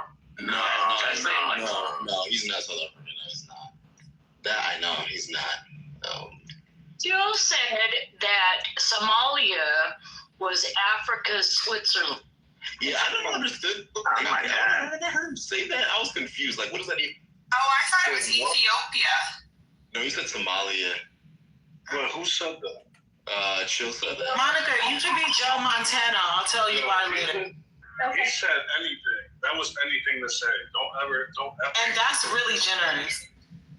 I just added you guys. I appreciate you being able to get your Yeah, I'm racist. Oh, I'm not racist. I'm just thinking thinking, where the fuck are they skiing in Somalia? Well, I don't think he meant the snow. I think he meant sand skiing and stuff like that. But what did you mean by that? Can you elaborate, please, and stop making us guess? Yeah, basically, so the 70s, Somalia were considered exactly that. Okay, sir, you're not explaining shit. I'm asking you why. Why was it considered that? Because we had no beef with anybody, and we were. Oh, I get what you're saying. You mean Switzerland, as in we ain't got no problems with them? Yeah, we got no problems with anybody. Damn, that, you dummy. But here's the thing. But here's the thing. We started issues because somebody had our land. So. Well, hold on, though. You don't have no land. What do you mean we don't have no land? Your land was taken. That's what happens in war. You don't get to go back after you lose the war and say, oh my God, I want my land back. No, you have to fight for it, nigga. And that's exactly what we did. He's not lying. He's talking about the Italians. No. The Italians know their land. No, hold on. Listen, it was a 1977 war, and it took 5 countries to beat one country. It took 5 countries to beat us. You talk about Italy and the other one? No. It took Ethiopia, Russia, Cuba. Okay, so get it back in good. What do you think we've been doing? Nothing. You think we done? You haven't been doing anything but stealing money from government. That's all you've been doing. And it's plenty more. It's plenty more to be printed where you came from. We don't care about you stealing no money. Yeah, of course you don't. Because I sure don't. These Israelis get. Because the government don't give me money anyways. So I don't give a damn how much money the government got. These Israelis anyways. So I don't here I take a couple dollars over here. Chill. You can't be talking shit about the Israelis. This is Somaliland who got acknowledged by. There's no such thing. You know what? I ain't gonna lie. He's so confusing to talk to. I don't even care no more. Whatever you say, bro, you got it. Chill, have you been mentally diagnosed before? No BS. Yeah, did you have any feedback for White Rose Johnson? Yeah, I got feedback. You guys over the past week have been doing a great job moderating. I know I be acting crazy, but I don't give a fuck. Y'all have to learn that I do what I want, and not because I want to, but only because I want to. I don't even know if that makes sense. Yeah, that But made no sense. I don't make no sense. Something wrong with me. So, I don't know. If you guys would just be a little bit nicer, and when people are having conversations, and you think it sounds stupid, just say, that sounds so stupid. Don't say, oh my God, you're a fucking idiot from the ghetto. Just say, I don't like what you're saying. You know, learn how to refute points without ad hominems. That's all. That's my feedback. Wait, say that again. Thank you, baby girl. I do what I want to, only because I want to. I said I do what I want, not because I want to, but only because I want to.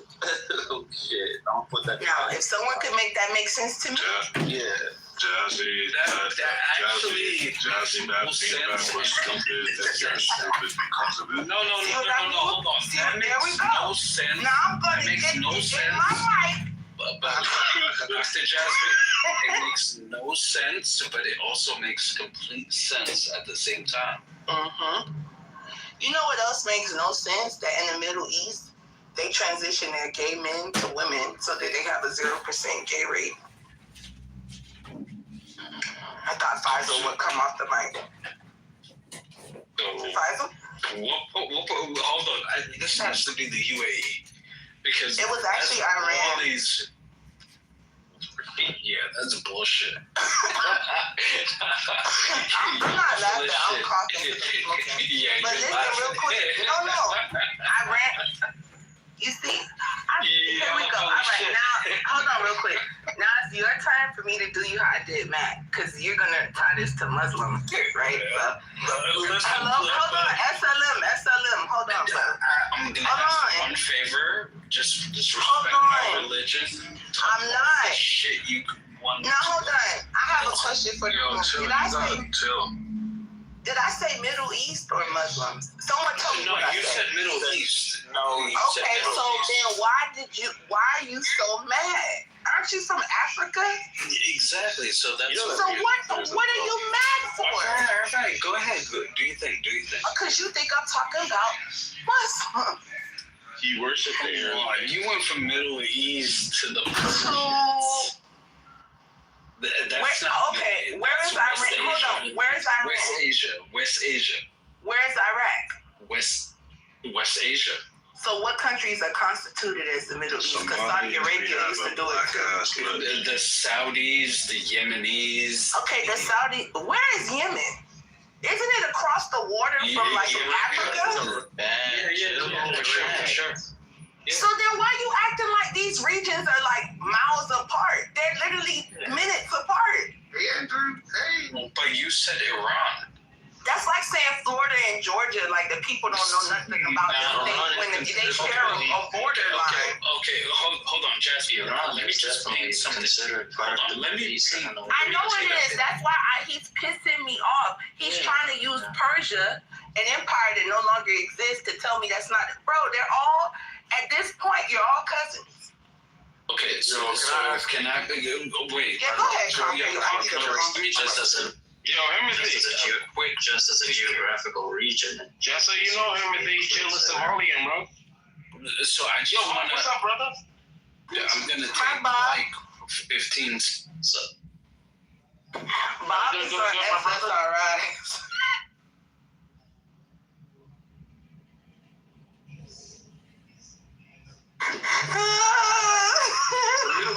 The Middle East was black back then. The King Darius. All right, we know that. We know. Oh, I didn't know you knew that. My bad. Pre-Islamic. You're right. Yeah, before Islam, yeah, facts. You're right. You know what? I used to think that basically the Middle East. Solomon's not going to come up because of the replay. But it tells you in the Bible, it says like Kush, what you call it, Nimrod was the. Oh my gosh, or it's the replay. You can put it in the chat. We got King Solomon in the house. Oh, let's King run. Solomon. Jesus was black. All the replay. King Darius was black. You know the guy who said. Do you all know the country that has proof of all this stuff? Oh my God. You know the country? Russia. Russia has proof of all this. Yo, Jazzy. Oh yeah, it's even more in the British. Jazzy, I want to try to get a friendly fade with Himothy. Are you good? Sure, I'm gonna go on mute. I think you're gonna like this one, Jazzy. I think you might like this one. Okay, I'm gonna listen. I'm about to get my hair done, by the way. Himothy, you there, brother? Do you have time for a friendly fade? Let me hear the topic. I might. It's the same when you. It's the same. Yeah, exactly. It's kind of like the same when you ran. You know. Wait, the one you go flame. The one when Matt flamed you don't. No. The one where you ran out the back door yesterday. Problem. The argument from induction. The reason for God. Intelligent design. Oh yeah, go make it right. No.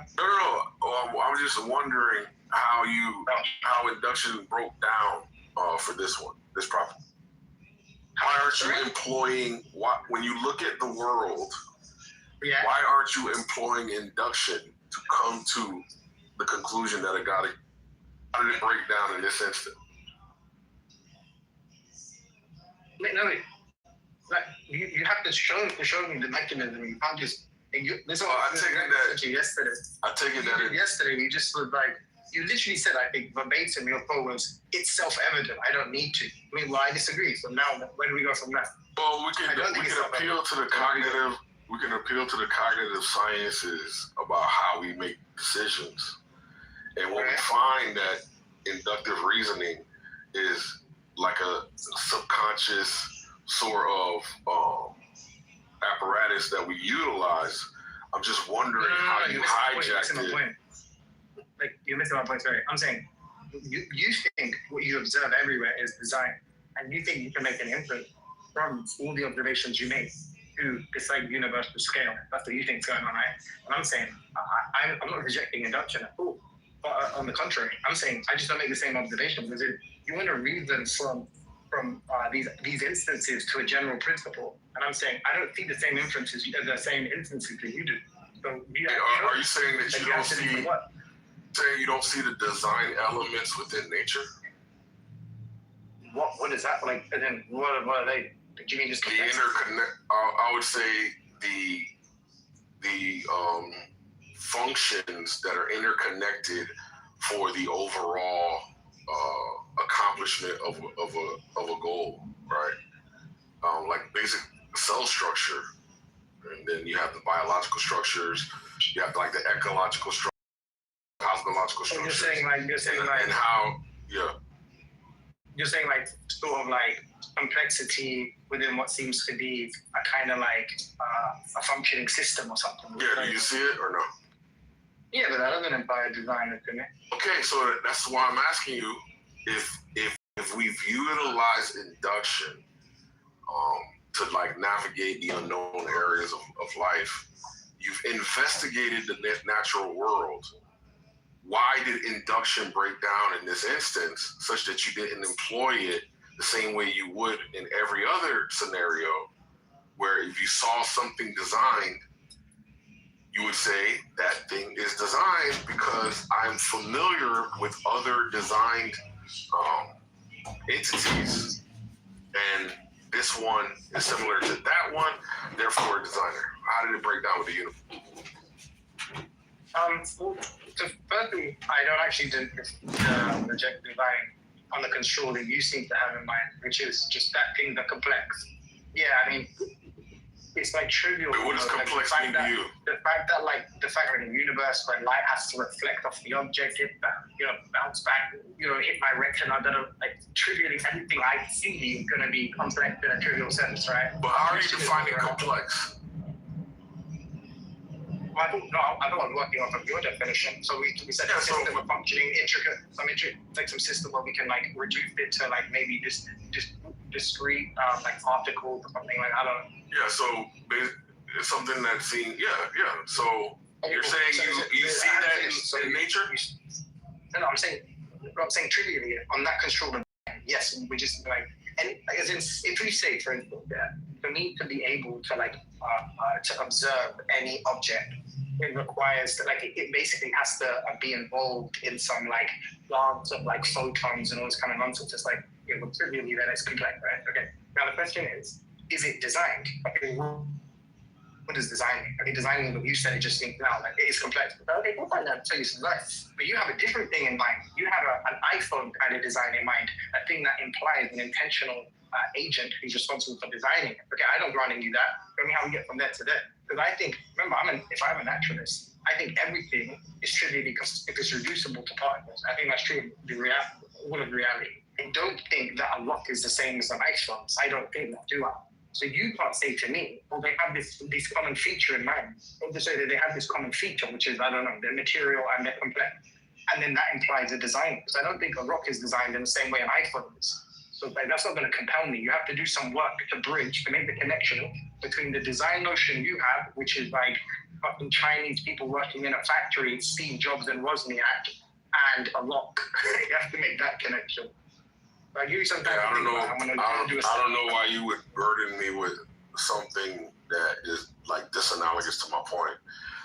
But it's your argument. Anyway, I'll just tell you the argument is real simple.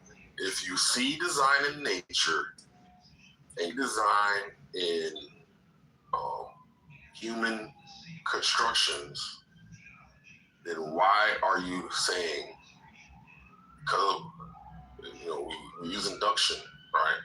Basically, we take a known and then we extrapolate to like an unknown with similar qualities. And we come to like the same conclusions about these two elements. One is the known, one is the unknown. And I just take it that when you talk about nature and you say, okay, I don't know if it's designed or not, but I don't know if there's a creator. People on this stage tell me I talk slow. Yeah, Yo, I give up, bro. What's going on? I'm grinding. Chill, you always messing up stuff, man. I'll be back in a sec, though. Like, all right, man.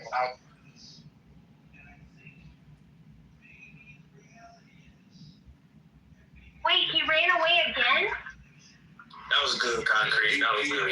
You know, Concrete. All in one. It's no hate. It's no hate. All in one. I appreciate it, bro. Are you no longer an atheist?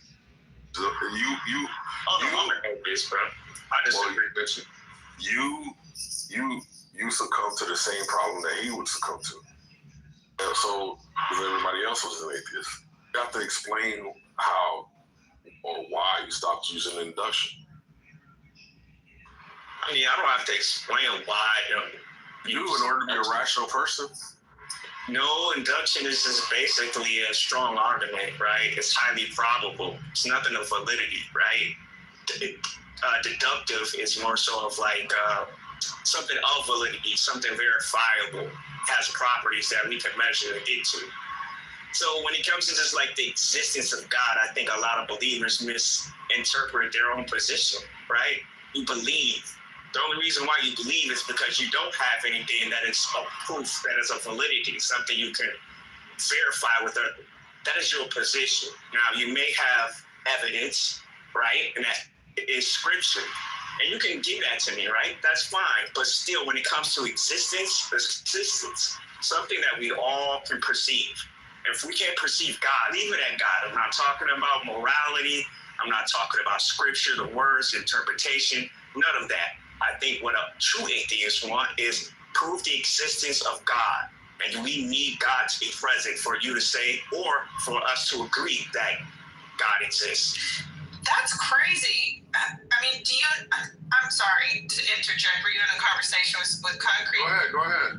I just think that's insane because it's like, I understand what you're saying, Concrete, like about induction. And that's absolutely how I came to like God in such a real way. And I feel like I want to give that to every atheist that in my life, you know, like if you don't feel God, then I don't want to say there's something wrong with you, but I feel like, you know, you're not open enough. It's like, just open your heart and feel that God is there. Like, you just have to see. It's like the induction theory. Like, if there's no other way to explain the missing link, the feeling of love, you know, all of these things that humans know, it's like there's no other way to explain it besides it's got to be God. But you can call God whatever you want. You don't have to become a Christian overnight and believe in a fucking religion. Like, you can just believe in God and create whatever that means for you inside of you, because I do believe that God is fucking personal.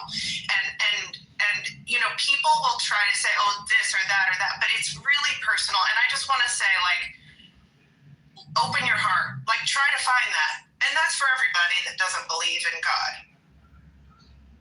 Everyone here would agree with you when you say you can call God whatever you want. Because I believe the Christians would believe, like, if you think the universe is God, you don't believe in God. Yeah, but that doesn't matter, though, Luca, because it's about your relationship with God. It doesn't... Okay. And if you don't... You're just in the matrix a little bit. All right, but chill. Let me... Alessandro, you're in the matrix. Do you think? Sorry. Do you think Alessandro? Do you think that's? Here's why. But let me just say one thing as a Muslim real quick. No, bro. No. You know what? I love Jesus. Can I go after Alessandro? Hold on, Jacobus. I know you can't say you love Jesus. Can I go after Alessandro? I don't know. Sure, man. I mean, here's what I'm saying, dog. Right? So, I think, chill. You can get. I mean, sorry, Jacobus. You can go ahead when I'm done. Whatever. Fuck it. I'm just fucking up. My God. All I'm saying though is, yeah. So for Jessica, I don't think. So when you talk about God being personal, I think that there's a much bigger way of thinking that causes people to struggle with that, right? So, like, for instance, how many hundreds of little girls just like got killed in Iran for no reason, right? Now, if you're a kid and like in places like Gaza, the children tattoo and write their names on their body parts, so when their bodies explode, their parents can know who died, right? Now, why am I saying all that, right? I don't feel comfortable going up to people on this planet and telling them there's a God who made the universe and cares about you, right? While your children are getting blown up, while your family members are being like assaulted and tortured and all this. I'm like, hey man, if he's got some explaining, you know what I mean? I've never, for people who say God is like an person who's intervening in people's lives, I've just never been, that's never made sense to me, ever, right? Now I understand people feel that way, but like it just doesn't make any sense. When you look at the problem of suffering, right? And gratuitous suffering in particular, I don't know, I'll land there. My bad, Chill. Whatever you was trying to say, Chill. Or Jacobus. All right, so I'm listening to the deeper question that's at hand. It's basically three of them. And before I even say it, they're saying, yo, why don't you reason God? And when I hear that, I just want to ask them, but why? Why should we reason there is a God? Usually people reason things based on observations. None of you have ever observed God. So why are you trying to force other people to do what you cannot do yourself? Secondly, if you was to believe in a God, what God? How do you choose out of all these options? And then if you ask them, they'll tell you because in the desert, there was a religion. In the desert. In the fucking desert. See, I'm not trying to get you to doubt God. I'm just trying to get you to think on what people are asking you. Why are you asking people to believe in God? Give me a reason. The same way you saw the reason that God exists, you should be able to tell me a reason without no mystical mumbo jumbo. Yo, bro, if you don't believe God exists, bro, you gonna fuck yourself, bro. It's not our fault, bro. You know what I'm saying? We still gonna love you, bro. You know? We just don't gotta prove that to you, nigga. You know what I'm saying? Can I finish? You can't control yourself yet. All right. So, his reason is you should do it because if you don't, it's no benefit to me. I'm like, yo, that's like telling me to buy something for no reason at all. It is fucking useless. So again, we ask these individuals, what do they want us to believe in? A magical creature that made us all, and what? He has a relationship with us? I never seen him or her with any of you. Aww. And hold on. Ain't none of you ever spoken to him? Ain't none of you, well, it was probably one-sided. I would. Aww. So he doesn't have God in his heart. Aww. Never said that. I only asked what God he's Jewish. He's Jewish. Look, everybody settle down. So, maybe you are mature enough to answer one simple question. What God you believe in? Oh no! Hold on, wait, hey, chill. I got it, chill. See, the framing of that question, it kind of is making like, you're trying to like insinuate that there's multiple, right? You about to smoke weed? Oh, so how there is a creator. There's a creator. Okay, and I believe in the creator. This is not a video game. This is not an anime where we have multiple characters. There's a creator, okay? It's not a person like you and me, right? It's not a person. Concrete. I'm answering this question. So it's not a weed head, bro. It's not a person like you and me. You're not gonna have a conversation like. That was me, Concrete. That was me. So I believe in God, the creator. That's it. Like Concrete wants to go after you. That was cool, but now, so how do you know there's more only something? I believe that there's a creator, right? So I believe in the creator. How do you reason that there's only one of them, though? Well, when I pray and, I know that there's a creator and that's it. I don't see any proof of there being multiple. You know what I'm saying? Like, so it is what it is, bro. And look, you're going to break your little human mind trying to decipher it. So believe in whatever you believe in, whatever makes you feel. Yeah. Whatever makes you. So basically, you say, do not interrupt me. I was just telling you, please. Believe in what you believe in. If this is a cry for help, we can help you. We can talk to you, console you. But if you want to feel better about if you want to feel fulfilled and believe in what you believe in, that makes you wake up every day ready to attack the day and accomplish whatever you need to accomplish and be a good person. That's all, bro. We don't have to argue here, bro. We don't have to convince each other. Wait. Hold on. Everybody sit down. Hold on. We ain't arguing, brother. I'm just curious, right? Because once you told me there was only one God, I'm like, all right, why do you reason there's only one?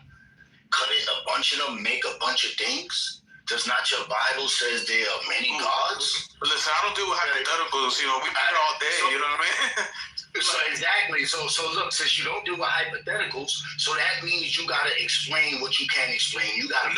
No, I just told you, I don't owe you anything. I don't owe you an explanation. You owe it to yourself to believe in what you want to believe in. I don't owe you an explanation. You feel me? So you paid that. I'm not trying to convince you. I already got a relationship with God. I'm not trying to convince you. So you convinced. That's what you're telling us all. You convinced that. What I'm saying is, I already got a relationship with God. I already got a relationship with God. Like, it's your job to make one. Like, if you've never felt the Holy Spirit, then that's fine. You feel me? I tell you what it feels like, though. It feels, like you can't explain it. You cannot explain it. And hold on a second. Hold on. You cannot explain. Hold on a second. Right? Relax. Right? You cannot explain the feeling, and you cry. Most people cry because they can't. It's an overwhelming feeling. If you haven't felt it, bro, maybe you will in the future. Maybe you won't. But you can believe in whatever you want to believe in, brother. All right. I'm just not here to convince you. That's not my job. I already got my relationship. All right. Everybody settle down. Hey guys, I turned aside wait a minute, Jacobus. I'll give you 2 more minutes, and then I'd like to hear from Andrew. I don't want to lose track real quick. Can you respect that? Okay, but I do want to talk to Mino. I don't want to lose track real quick. Kobus, you can go, bro, but let me talk to Mino after you, okay? Please don't take too long. I know, but y'all gonna make me forget what I want to ask this nigga. All right, go. Okay. Thank y'all. Settle down, white people. So now, Mino, our homies are saying one thing. So you literally told us that you believe in God because you shed some tears, because you cried and you wept. If you want to minimize it to that, bro, settle down. So basically, you're telling us you believe in a creator God because you became overwhelmed with some feeling that made you shed tears. Okay. So basically what you told me is that you had these confused ideas, right? Expressions of reality that was fragmented. And that brought you sadness. And that sadness was you believing in God. I respect that, bro. I respect that. Nigga said sadness. Yo, you never shared. Andrew I would like to rebuttal because. But you can rebut to both Andrew because he wants to talk to you too. Is that okay? Let me handle this dude, and then Andrew, I want to build with you separately after I close this chapter with this guy. Yeah, well, you misrepresented you just now. So right. It's all good. These are mental games. At this stage of the game in 2026, we identify those. One, I'm guessing you never had tears of joy. Yo, that was a good point, Mino. Jacobus, I'm guessing you never felt tears of joy. I'm praying for you, right?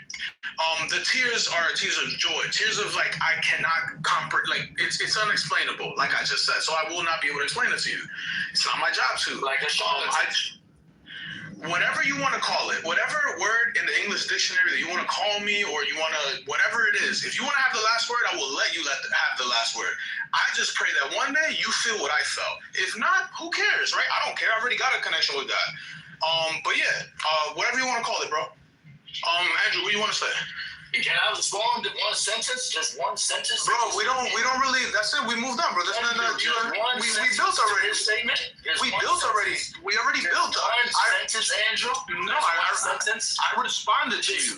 That's it. It's done. I have nothing to tell you. Why do you fear? Oh wait, I forgot. You want to have the last word? Yes. You may speak one more sentence, and then we're gonna move on to Andrew. Okay? Thank you. All right, no doubt. Well, I will not respond to you. That's not Jacobus. That's not even Jacobus, bro. Thank you. So, And I will not respond to you after that. Okay? Okay. I'm glad he said that beautiful statement.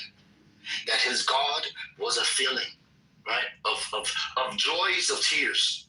But when we read the Bible, his Bible, it says God. Settle down. It says God desires all people to come to a knowledge of truth, not a feeling of truth, not tears of sadness. That's not what he said. Not a feeling in the middle of the night. Not what he said. Why can't I just finish? Because he didn't say that, and you said one sentence. It's a long sentence. It would have been one sentence if you ain't stuck in No, come on. Look, I understand how y'all play this game. But you're just not being honest right now. You're not being honest. I'm not being honest yet. I quoted him accurately. No, you didn't. He didn't say God. He never said. Hold on, Jacobus. He never said God is a feeling. Never said that. He said he experienced God, and it brought about a feeling. It brought him to tears. Okay, that's different. Yes. So how do you explain that? How do you explain God? He said something. He literally said it's unexplainable. He literally said it's unexplainable. So what the fuck was he doing then? Doesn't mean he didn't have the experience. Doesn't mean he didn't have the experience. What was he doing then? It does not mean. I don't care. I'm telling you. It doesn't mean he didn't have the experience. So your conclusion is wrong. Your conclusion is wrong. We're gonna praise King Jesus today. Jacobus. We're gonna praise King Jesus today. We're gonna praise King Jesus today. So don't do all this stuff. You're doing a lot of stuff right here that doesn't make any sense. Don't practice. We're gonna pray for Jacob. I didn't do anything. I didn't do any hypocrisy. Yo, this nigga back because he never followed the presence of God. You're saying something nonsense. Wait.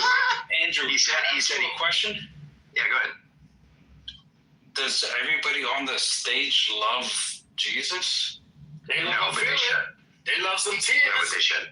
They love some tears. Whatever y'all love. Jacobus, stop. So the only thing that the only thing that Jacobus said that I would ask you about, that I do think I would, respectfully, I don't want to know why you said, is when you said things like, believe whatever you want, do whatever makes you happy, whatever gets you out of bed, motivates you, gets you active. I mean, he could get up and want to grade people, right? Oh, you're right.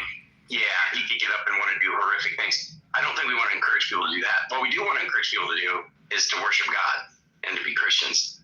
So, so Jacobus, you got to quit straw manning what he said, okay? Yeah, Jacobus, you can't fuck with me. Like, relax, brother. You're straw manning. This man, he said he wanted to shed tears. You're straw manning, bro. You're straw manning. Jacobus, you shed tears for less. Like, why are we even having this conversation? Andrew, you can't even answer a simple question. No. Your whole premise is wrong. Your whole premise is wrong. No, your whole premise is wrong, Jacobus. Yeah, and your hairline. You're literally trying to tell me no. He's trying to get me to I'm telling you. Stop talking, Jacobus. What you're trying to tell me no is that Mino's experience with God is God. That's not what he's saying. Okay? He didn't say that the experience is. He said he experienced God. Do you understand the difference? He said he didn't experience God. No, that's not what he said. That's not what he said. You literally are saying the opposite of what he said. He experienced the Holy Spirit. Hold on, Jacobus. I'm not going to deal with your nonsense today. He said, hold on, stop. I haven't talked for hours. Stop. He said he experienced the Holy Spirit and it brought him to tears and it's unexplainable. You misrepresented it and tried to say that the experience itself being brought to tears was God. No, that's not what he said. So quit being dishonest, please. Stop doing it. Represent people correctly. Stop doing it. Yeah, no matter how many times you say Jacobus is going to be wrong. I'm sorry. So Andrew, again, stop lying. Because you just told us again in front of everyone that this man said he experienced the Holy Spirit. Yes, I said that. And I stand on that. Let me finish. I'd love to, what you call that? If this doesn't end with you showing me that I lied, I would like to kick you off the stage, and you should consent to that. And you should consent to that. Because you're not going to show that I lied. You're not going to let me finish at all, are you? Go ahead and finish. Go ahead, yo. Yeah, exactly. So now this man just said he experienced God. He ain't hear him. He ain't never see him. He ain't never speak to him. So, hold on. How is that me lying? You're supposed to show that I'm lying. How are you showing that I'm lying? Finish. He didn't say he didn't see or see. Yo, he doesn't know what experience means, right? He didn't say any of that. Jacobus, he didn't say any of that. Yo, you got such a low IQ, Jacobus. I'm sorry, bro. Jacobus, you were supposed to be showing that I lied. Now you're trying to shit and say that he misrepresented. This nigga don't know the different variations of experiences. Oh my God. Because you just said something that you made no sense. You were going to show that I lied. Stay on track. Stay on track. Now you're trying to parse out his experience and say that he didn't understand his own experience. And that hearing God, he didn't say he didn't hear God. He didn't see God. He didn't tell you. He didn't tell you that. Why are you yelling? Andrew, you gotta let these little niggas talk to themselves, man. He's in a hole bearing dirt in himself. Jacobus, you just digging your own hole, Jacobus. I'm keep getting What are you doing, bro? What are you doing? Jacobus, you're wasting time, bro. You're not being a genuine interlocutor. You're not being a genuine interlocutor. It's not good to talk to you. Because you're not talking honestly. You're not talking in faith. You said he didn't see God? He didn't hear God? Okay, he didn't say that. He didn't say that. Again, Andrew, how long do I got to speak? Because you don't get any more to speak. I'd rather you not speak. So again, you're being dishonest. You're a dishonest interlocutor, bro. You're trolling. This isn't real. You're not being honest. How many times did you interrupt me while I was speaking? You shouldn't be speaking, is my point. You should not be speaking. You're being dishonest. And that's yes, kill people. Is that Christian-like? Shut up. Hold on. Your God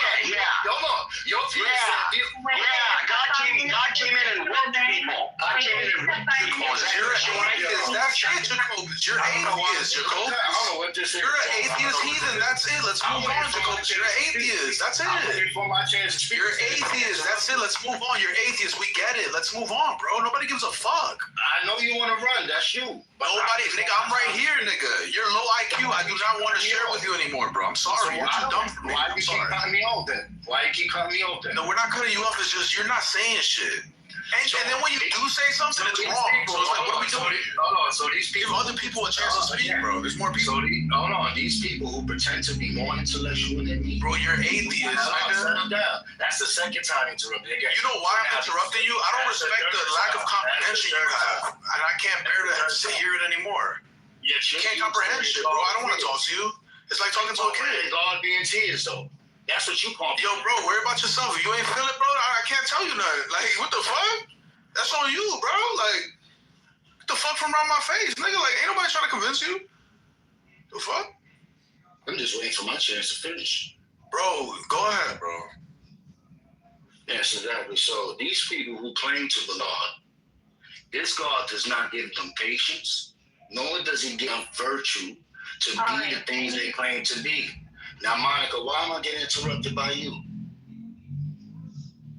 So now, look, I understand these fake Christians. They want to explain the unexplainable. They want to tell you that their God is invisible. They heard him, yet they never heard him. They seen him, yet they don't see him. And that every time they experience him in the sense of a Holy Spirit, they get overwhelming feelings of joy and tears. I know numerous people in a psychiatric ward who experience these same feelings, uncontrollable laughter with tears. And they don't say they believe in a God. When you open up your Bible, does it? Hold on. I can't. This shit is ridiculous. You're lucky we're even letting you talk. What the fuck? I'm not allowing to do anything. You do. Nigga, we allowing you to speak. Jacobus, bro. Jacobus, I don't use my mods in this room pretty much ever, but you do. Jacobus, no, I haven't. I haven't touched it. No, I haven't. You I'm not doing this because of a great badge. I would interrupt you if I was on the audience. You I don't asked care. me to talk it though. If I was on the stage, But you got a shirt that says creator on it, fucking hypocrite. The point is I would move you down if you're being such bad faith interlocutor right now. It's horrific. And I will call you a Christian, but you're not. Who gives a fuck what you call us? You're a fucking peasant. Creator. The only thing you can do. I just want to point something out. No. I'm not using any profanity. But I want to say I'm not this. talking to you. Okay. Yeah, but let me go ahead and rebuke you for a second. Hold on, Jacobus. Let me point something out that you said. No. Let me stop. Let me point something out. Let me point something out that you said that is so stupid. You think that if somebody interrupts somebody, that's a sign that. Stop. Jacobus, your whole fucking bloodline and your lineage is interrupting somebody. You think somebody interrupting somebody is a violation of Christian standards. It is not. Interrupting somebody is not a lack of self-control. Be ready to give a reason for your. Hold on. Be quiet. Be quiet. You said interrupting is a lack of self-control. That's not correct. I guarantee you there are plenty of times in our lives where we should interrupt people. If somebody is standing there berating your whole family and saying horrific things to you, you don't just sit there and wait and let them listen. You tell them to shut their effing mouth and get out of your face. You don't listen to people say things that are disgusting like what you've been saying for the last 10 minutes. I will interrupt you, and that is a godly thing to do. There's nothing wrong with that. It's not a lack of self-control. You don't understand what the scripture means when it says practice self-control. It means when yourself is trying to do something evil, prevent that. Restrain yourself. Control your desires. It doesn't mean that you don't interrupt somebody when they're saying like you've been saying. Okay? Do you understand the difference? So don't tell me that I interrupt you, therefore it's wrong, or therefore I'm not a Christian. Christians can interrupt other people. You interrupt your children. If your kids are mouthing off to you, you interrupt them and say, hey, you little brat, stop talking to me like that. You don't let your children overrule you and just talk over you. Don't let people that are being rude. In the audience, calm down, make your point with me out, Manoai. That's fine, I'll talk to Mino, but I'm going to finish my point real quick. My point is interrupting is not there's nothing about that inherently that indicates that you aren't Christian. Just want that to be clear. A lot of people have a misunderstanding about that. God killed people, interrupted people, did all kinds of things.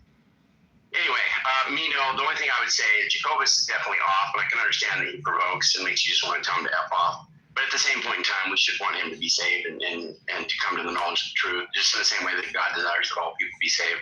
We should desire that Jacobus be saved. But I know his plotting and his arrogance is pretty offensive. Yeah, you're right. Yeah. Can I ask you? Thank you for shouldn't you listen to the brother for sure. and try to bring him closer? What'd you say, Joe? Wouldn't you want to listen to the brother and try to bring him closer? When he's being dishonest and disingenuous, like he certainly was there, he was blatantly misrepresenting what Mino said just to try to mock him and tear him down. Yeah. No, I don't want to listen to that. Yeah, we don't interact with people like that. We shut that shit down. Okay, I'm sorry. 2 more minutes, and then I have to bring Jacobus back up. That's the code. Yeah, that's fine. Yeah, I appreciate it, Monica. So just to say, chill. It's not to say that I don't care about Jacobus. I do. I mean, I think he might be bipolar or have BPD or something like that. Because different days he'll be like, no, he's Jewish. Well, no, just listen. Yeah, he's just. But he different days he'll be singing praises to Jesus. He's a Hebrew Israel. And then some days he's like FG. And then some days he's like, F Jesus, I only worship Yahweh. Oh, he's a Hebrew Israelite? Oh, I'm definitely in the... No, he's everything. He's everything. No, he's everything, guys. Depends on the day. So I'm not sure that he's all there stably. But yeah, do I care about Jacobus? Yeah, of course. But he's sitting there misrepresenting this other man's testimony in such an egregious way. It's not good faith. And I don't respect that. That's all I'm saying. I want him to go to Jesus, and I don't have no ill will against Jacobus. That's how you know we really believe in God. Because we're not using our faith to mock somebody or make them feel less than. We want them to be happy because we are happy. We love our family. We want that for others as well. That is real faith in God. We're doing God's work by loving others, and we could all get on here and say some crazy shit. At the end of the day, I have no malice towards him. None of that. All right? I'm not over here trying to prove a point. I'm not trying to convince him. I want him to find himself, and that's all. I wish him the best. But he's not gonna make me feel away or none of that because he's a human, bro. Like, you know what I'm saying? Like, I fear God, bro. That's. All right. Jacobus is welcome back on stage, but I do hope he doesn't vote for it. There's a bunch of great lines here that I'd like to hear. Yeah, so can I respond now? It is Women's Month, and I would put forward that all the women speak. I would put forward that all the women speak. I don't know if the women would allow. I don't know if the women would allow the trade. I don't know. Hold on. I got one sentence. I didn't say anything about going to one. Hold on. I said it is Women's Month, and I would put forward that all the women start speaking. And I don't know if they would allow for you the was the first bitch to speak, so we good. I don't know if they would allow for. I don't know if they would allow for first. I don't know if they would allow. He's not a Christian. I don't know if they would allow for the. I don't know if they would allow for the trans women to speak as women, but anyway. But go ahead. He must think I'm Sasha. His gay lover. But look, as I was saying, I believe it was Peter, and in the book of Peter tells us, but first of all, this fake other Christian Meow said, he fears God.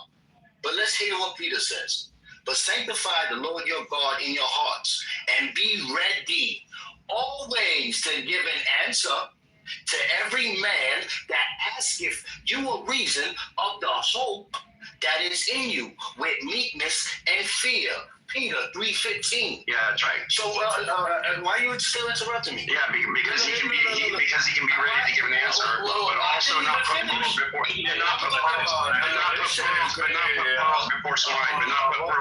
swine. Because you take all of Scripture and not put pearls before swine. Yeah. And so he can be ready to give an answer. He's just not going to give it to you. Why? Because you're being a swine right now. That's why. So stop. Yeah, we don't waste our energy on swine. I'm sorry, brother. And I kind of did give you an answer. You just didn't accept it, and you misinterpreted it. You just trampled over it. Yeah, that's exactly right. You put your pearls there, and he just defecated. He dropped his pants and pooped on it. So you don't need to give him any more until he's shapes up. Jacobus, you're out of line, bro. Yeah, man. I did want to ask you, Jessica, about the universe. You said nobody. Can I go without being interrupted? Jacobus, please, bro. You're just wasting time. You're trying to denigrate. Interrupted me. I couldn't even. Wasting time. You're trying to quote Scripture against him. You don't even know what you're talking about. Okay? You're a waste of time, Jacobus. So why are you mod abusing? Andrew, I'm not mod abusing. Why are you mod abusing? Bro, you would have kicked you out the room right now, bro. If I wanted to use my mods, I would have kicked you out of the room. I have not kicked you out of the room. I'm not doing it. Why are you doing it? Why are you being because you're being out of line, being garbage right now. That's why. Your mother was out of line. Go sit at the kiddies table. Bro, nobody cares about your words. You're a human, bro. Who cares, bro? Human. Who cares what you say, bro? Why the moderators doing this with now, ladies, kiss on the mouth and be not. You know what I'm saying? Like, yo, Jacobus, bro, you trying to hurt our feelings, bro? It's not gonna happen, bro. Like, what do you want to say to us? One mic on Jacobus. Yeah. Exactly. So as I was saying before, I was really interrupted by these fake ass Christians who don't know their Bible. In the book of Peter, the Rock of Christ Church says, "But sanctify the Lord God in your hearts, and be ready always to give an answer to every man that asketh you a reason of the hope that is in you, with meekness and fear." When I asked this man the reason of his hopes, he said he believes in God because he gets an overwhelming feeling that brings him to tears. And when I asked him, I said, it's a joyous feeling that brings him to tears. When we read our Bible, it's God's desire that all people come to a knowledge of truth. When I hear this, I'm not coming to a knowledge of truth. I'm coming to a man's personal feelings. I want to know the truth of God in order to believe in God. What brings this man to tears may not bring this woman to tears. And that may not be something to convince me of God. So when Andrew comes at Jacobus and starts yelling, like, oh, you makes no sense. Andrew, I can never respect you as a Christian. Not only do you not have the Holy Spirit, you cannot even control your anger. If you was put in a position of power, i.e. slavery, we know what you would be. You would not be a John Brown. You would not be a freedom fighter. So when we Here we speak go of with this bullshit. Yeah, he's just wasting time. I will move you down if you don't stop. Yeah, Jacobus, you're about to hit us with some bullshit. Now you're trying to say I'm going to be an enslaver. No, fuck you and your fucking trauma. Yeah, there's too much garbage that I need to erase. Racist, homosexual. Oh yeah, how am I a racist? I'm about to be racist right now if you don't stop, Jacob. Yeah. So Jacobus. Andrew. All right, I'm gonna do this because you're not listening. You're not listening. Okay. So here's what's going on. You just quoted the scripture. Be ready to give an answer. I already answered you on that. He does have an answer. So do I. Do I want to give you an answer? Well, he gave you one, and you trampled on it and misrepresented it. Okay, that's what actually happened. Then you're like, oh, he had a feeling. You try to say it in a mocking way. A little less mocking than you did the first couple times, but you still try to say it in a mocking way. He had a feeling.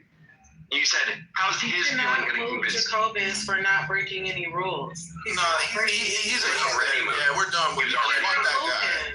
All right, wait, so bring him up. We don't have some. Monica moved him already. What's wrong with moving him? Yeah, bring him up. Disruptive if he's not listening to my chip. What's wrong with that? How it was his turn to talk. Yeah, he's been talking. He waited his turn, and then you interrupted him and moved him. This is what's happening. All right, here we go.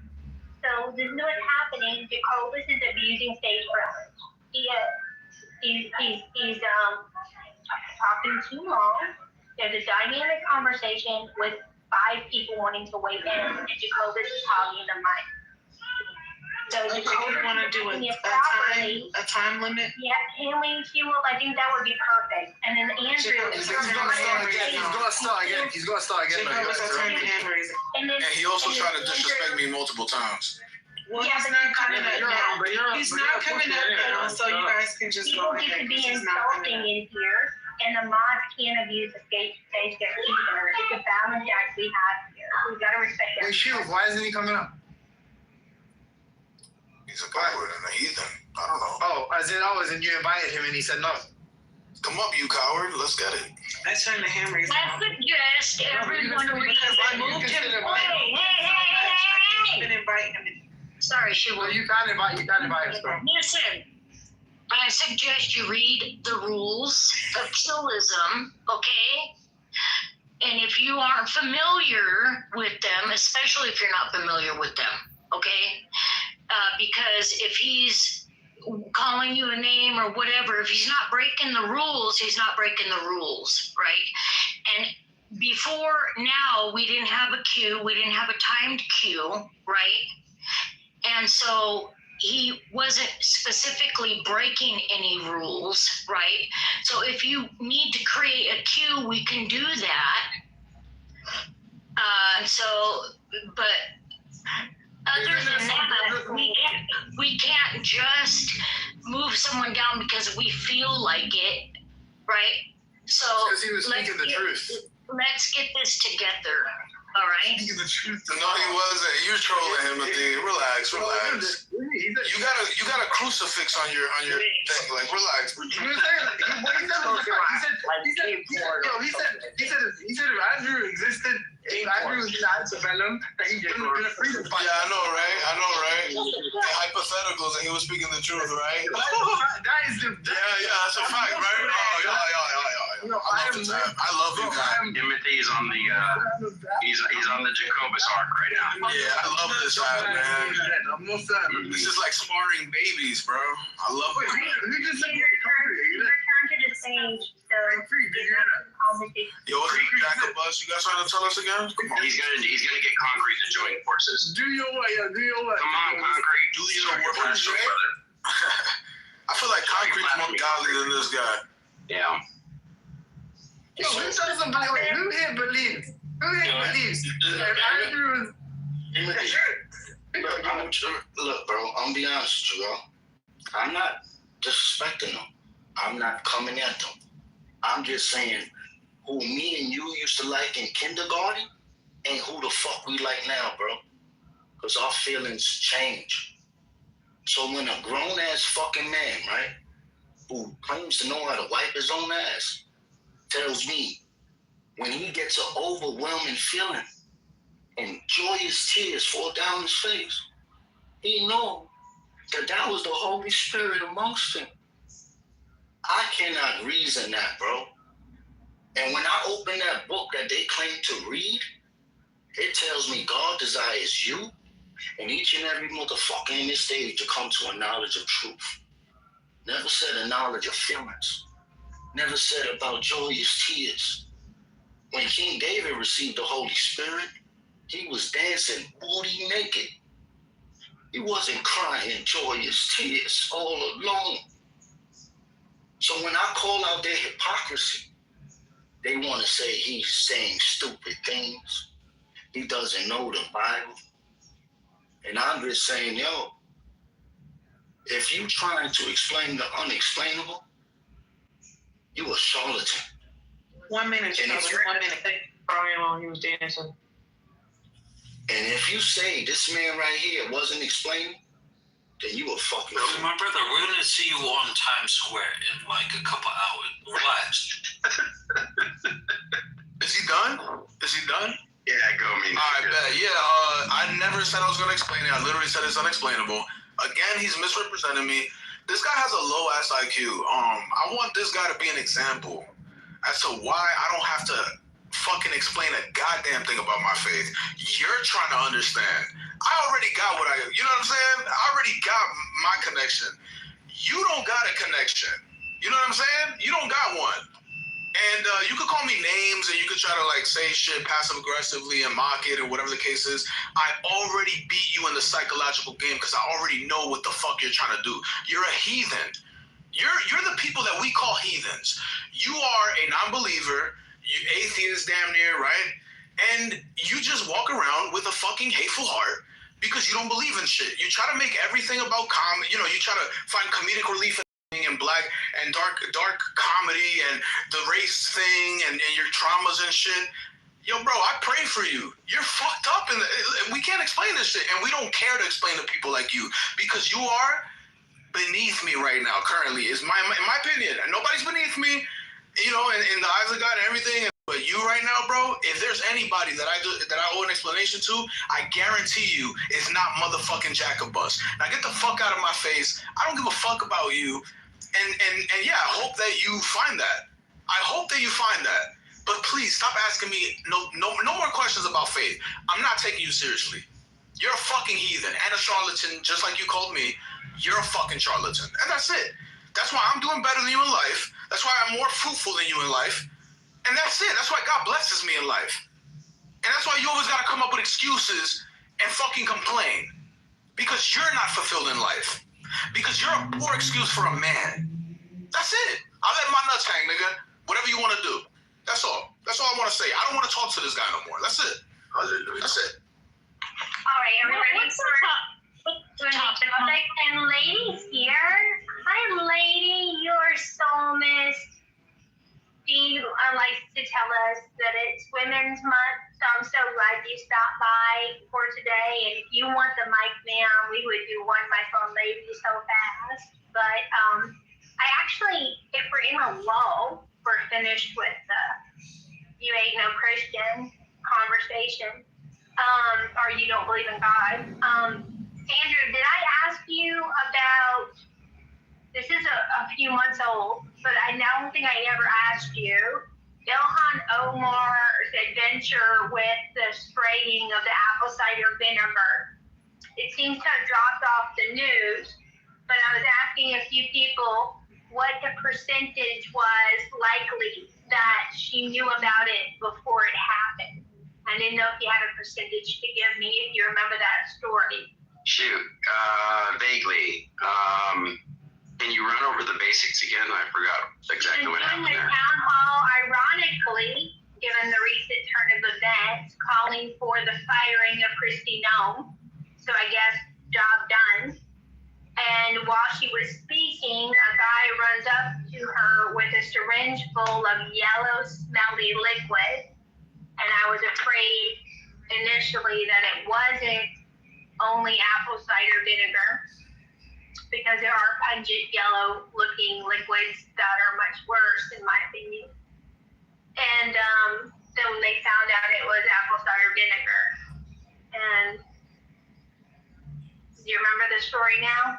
Oh, so there was some fear that maybe he was trying to inject her with something that could kill her or something.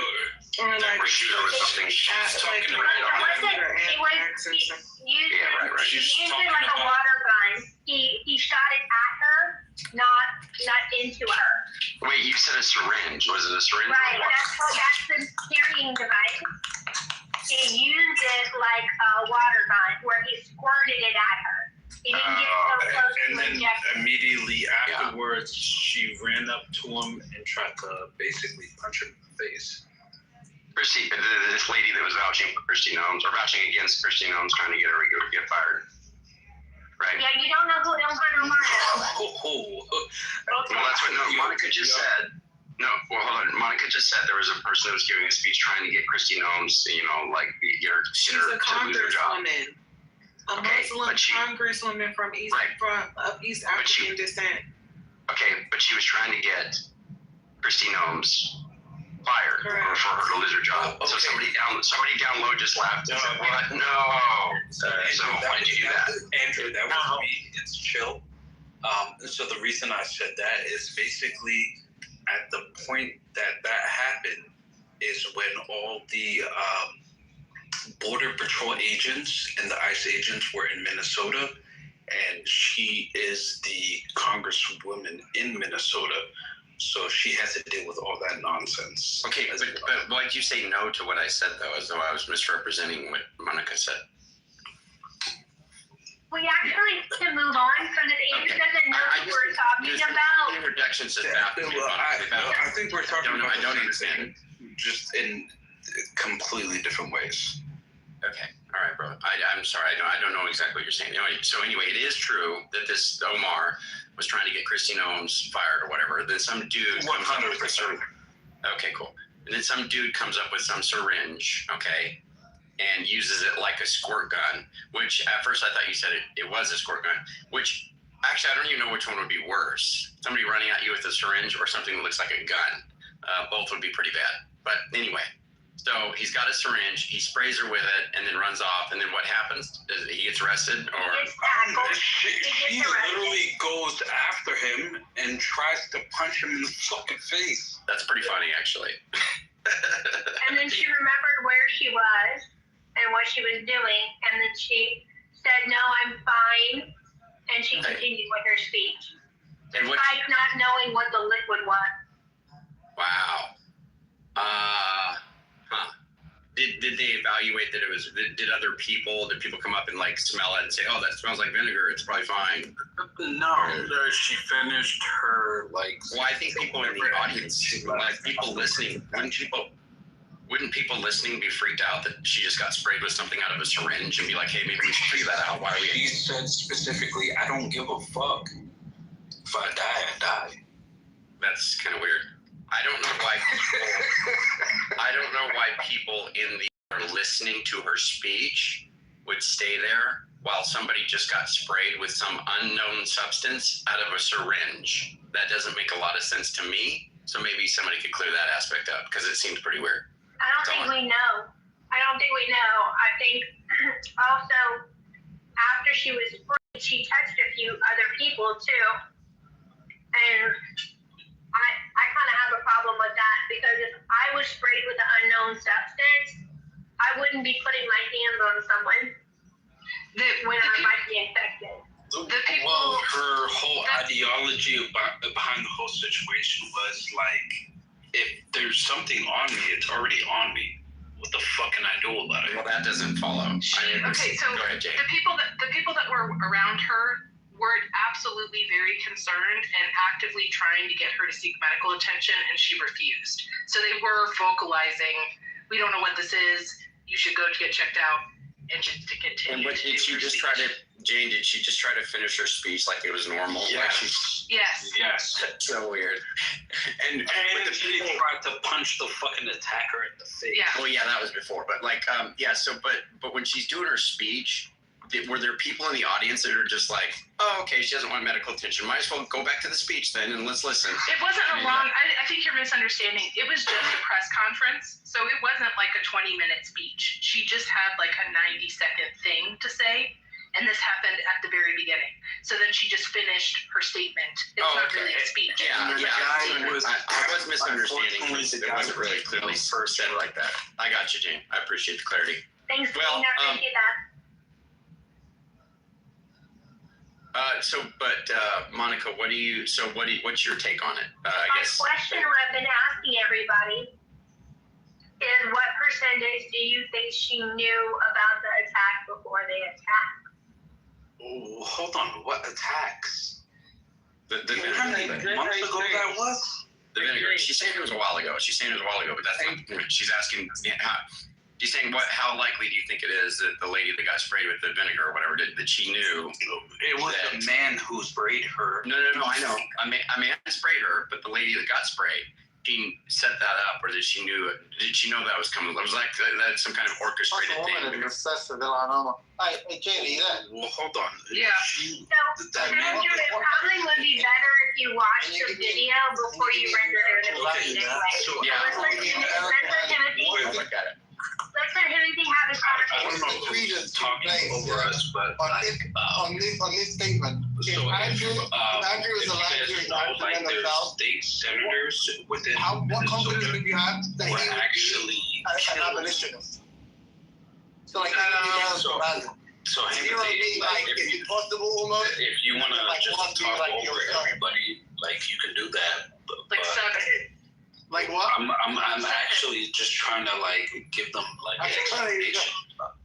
Timothy is trying to get a percentage as to what. Yo, shut the fuck up, Michelle. Jay, I'm saying.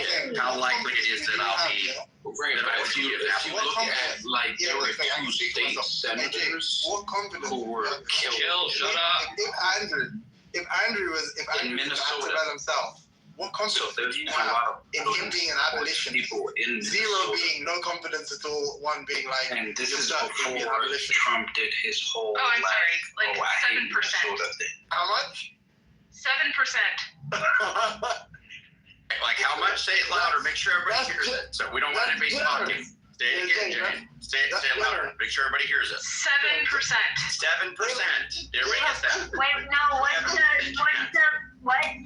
chance or what? A 7% chance that I would be an abolitionist And that's at the time of based slavery. solely on the fact that I think that you would seek out intelligent people like you do now, and you would probably find one other Christian that would convince you. Like that, maybe you have a 7% chance of that. Hold on, I don't think there's any way you would do it on your own. I thought it was a literary allusion to the That's 7% exactly what I solution said. that Sherlock Holmes Jane, uses. is this with or without social media? Yo, chill, shut the fuck up. No social media covers. Without, okay.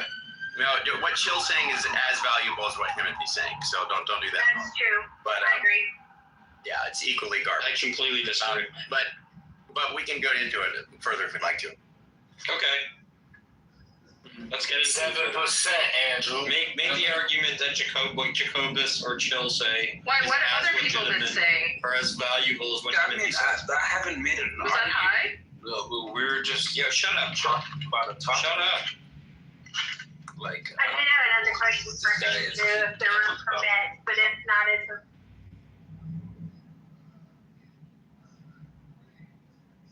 Alright, I'll just ask okay. Timothy, go ahead. Andrew, how long do you... I'm pulling up the video right now. So How long do you think that Iran conflict will last? Andrew, an argument. Watch that video. He has an It's argument actually for why pretty he funny. would be an abolitionist. Like she goes and she Minutes, what percentage would you assign? person. And I agree with you. Milk, you jump on the train too. You jump on the interruption train too. Like don't. Oh, it's definitely under 10% in the entrance. Well, Timothy, when you say abolitionist, like, do you mean actually working for freeing or just Timothy's saying that I would be a slave. Oh, well, then I'd say like 20%, yeah. 20.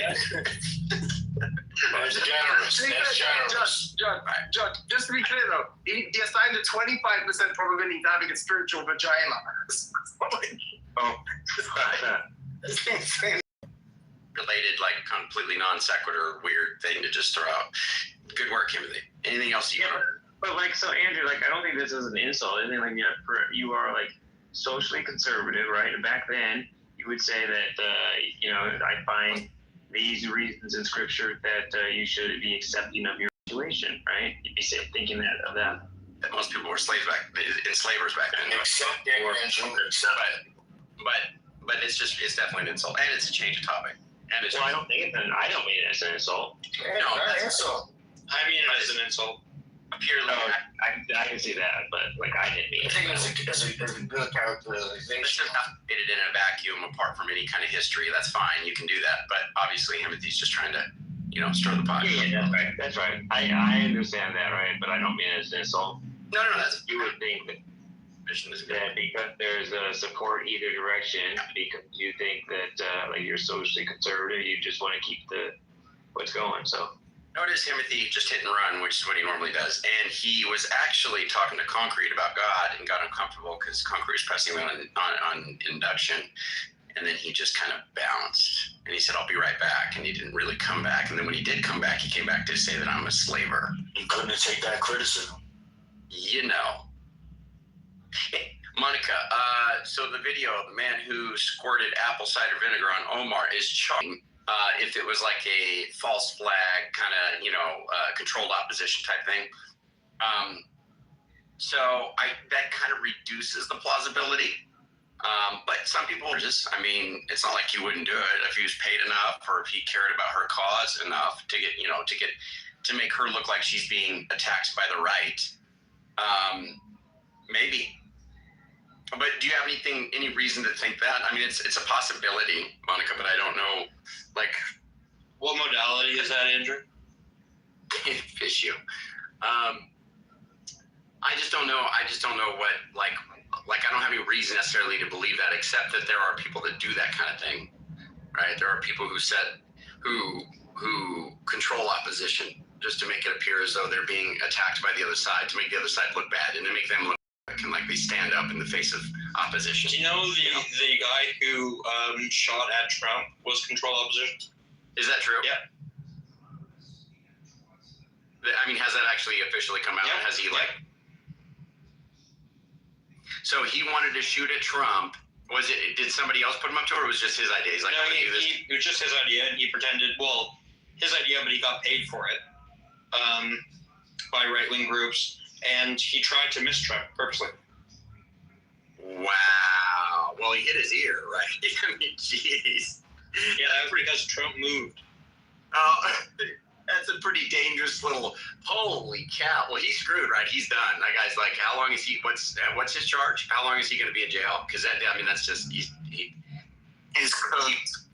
Yeah, you can't shoot the president. I don't know. It's just that doesn't work out. He's dead. That's crazy.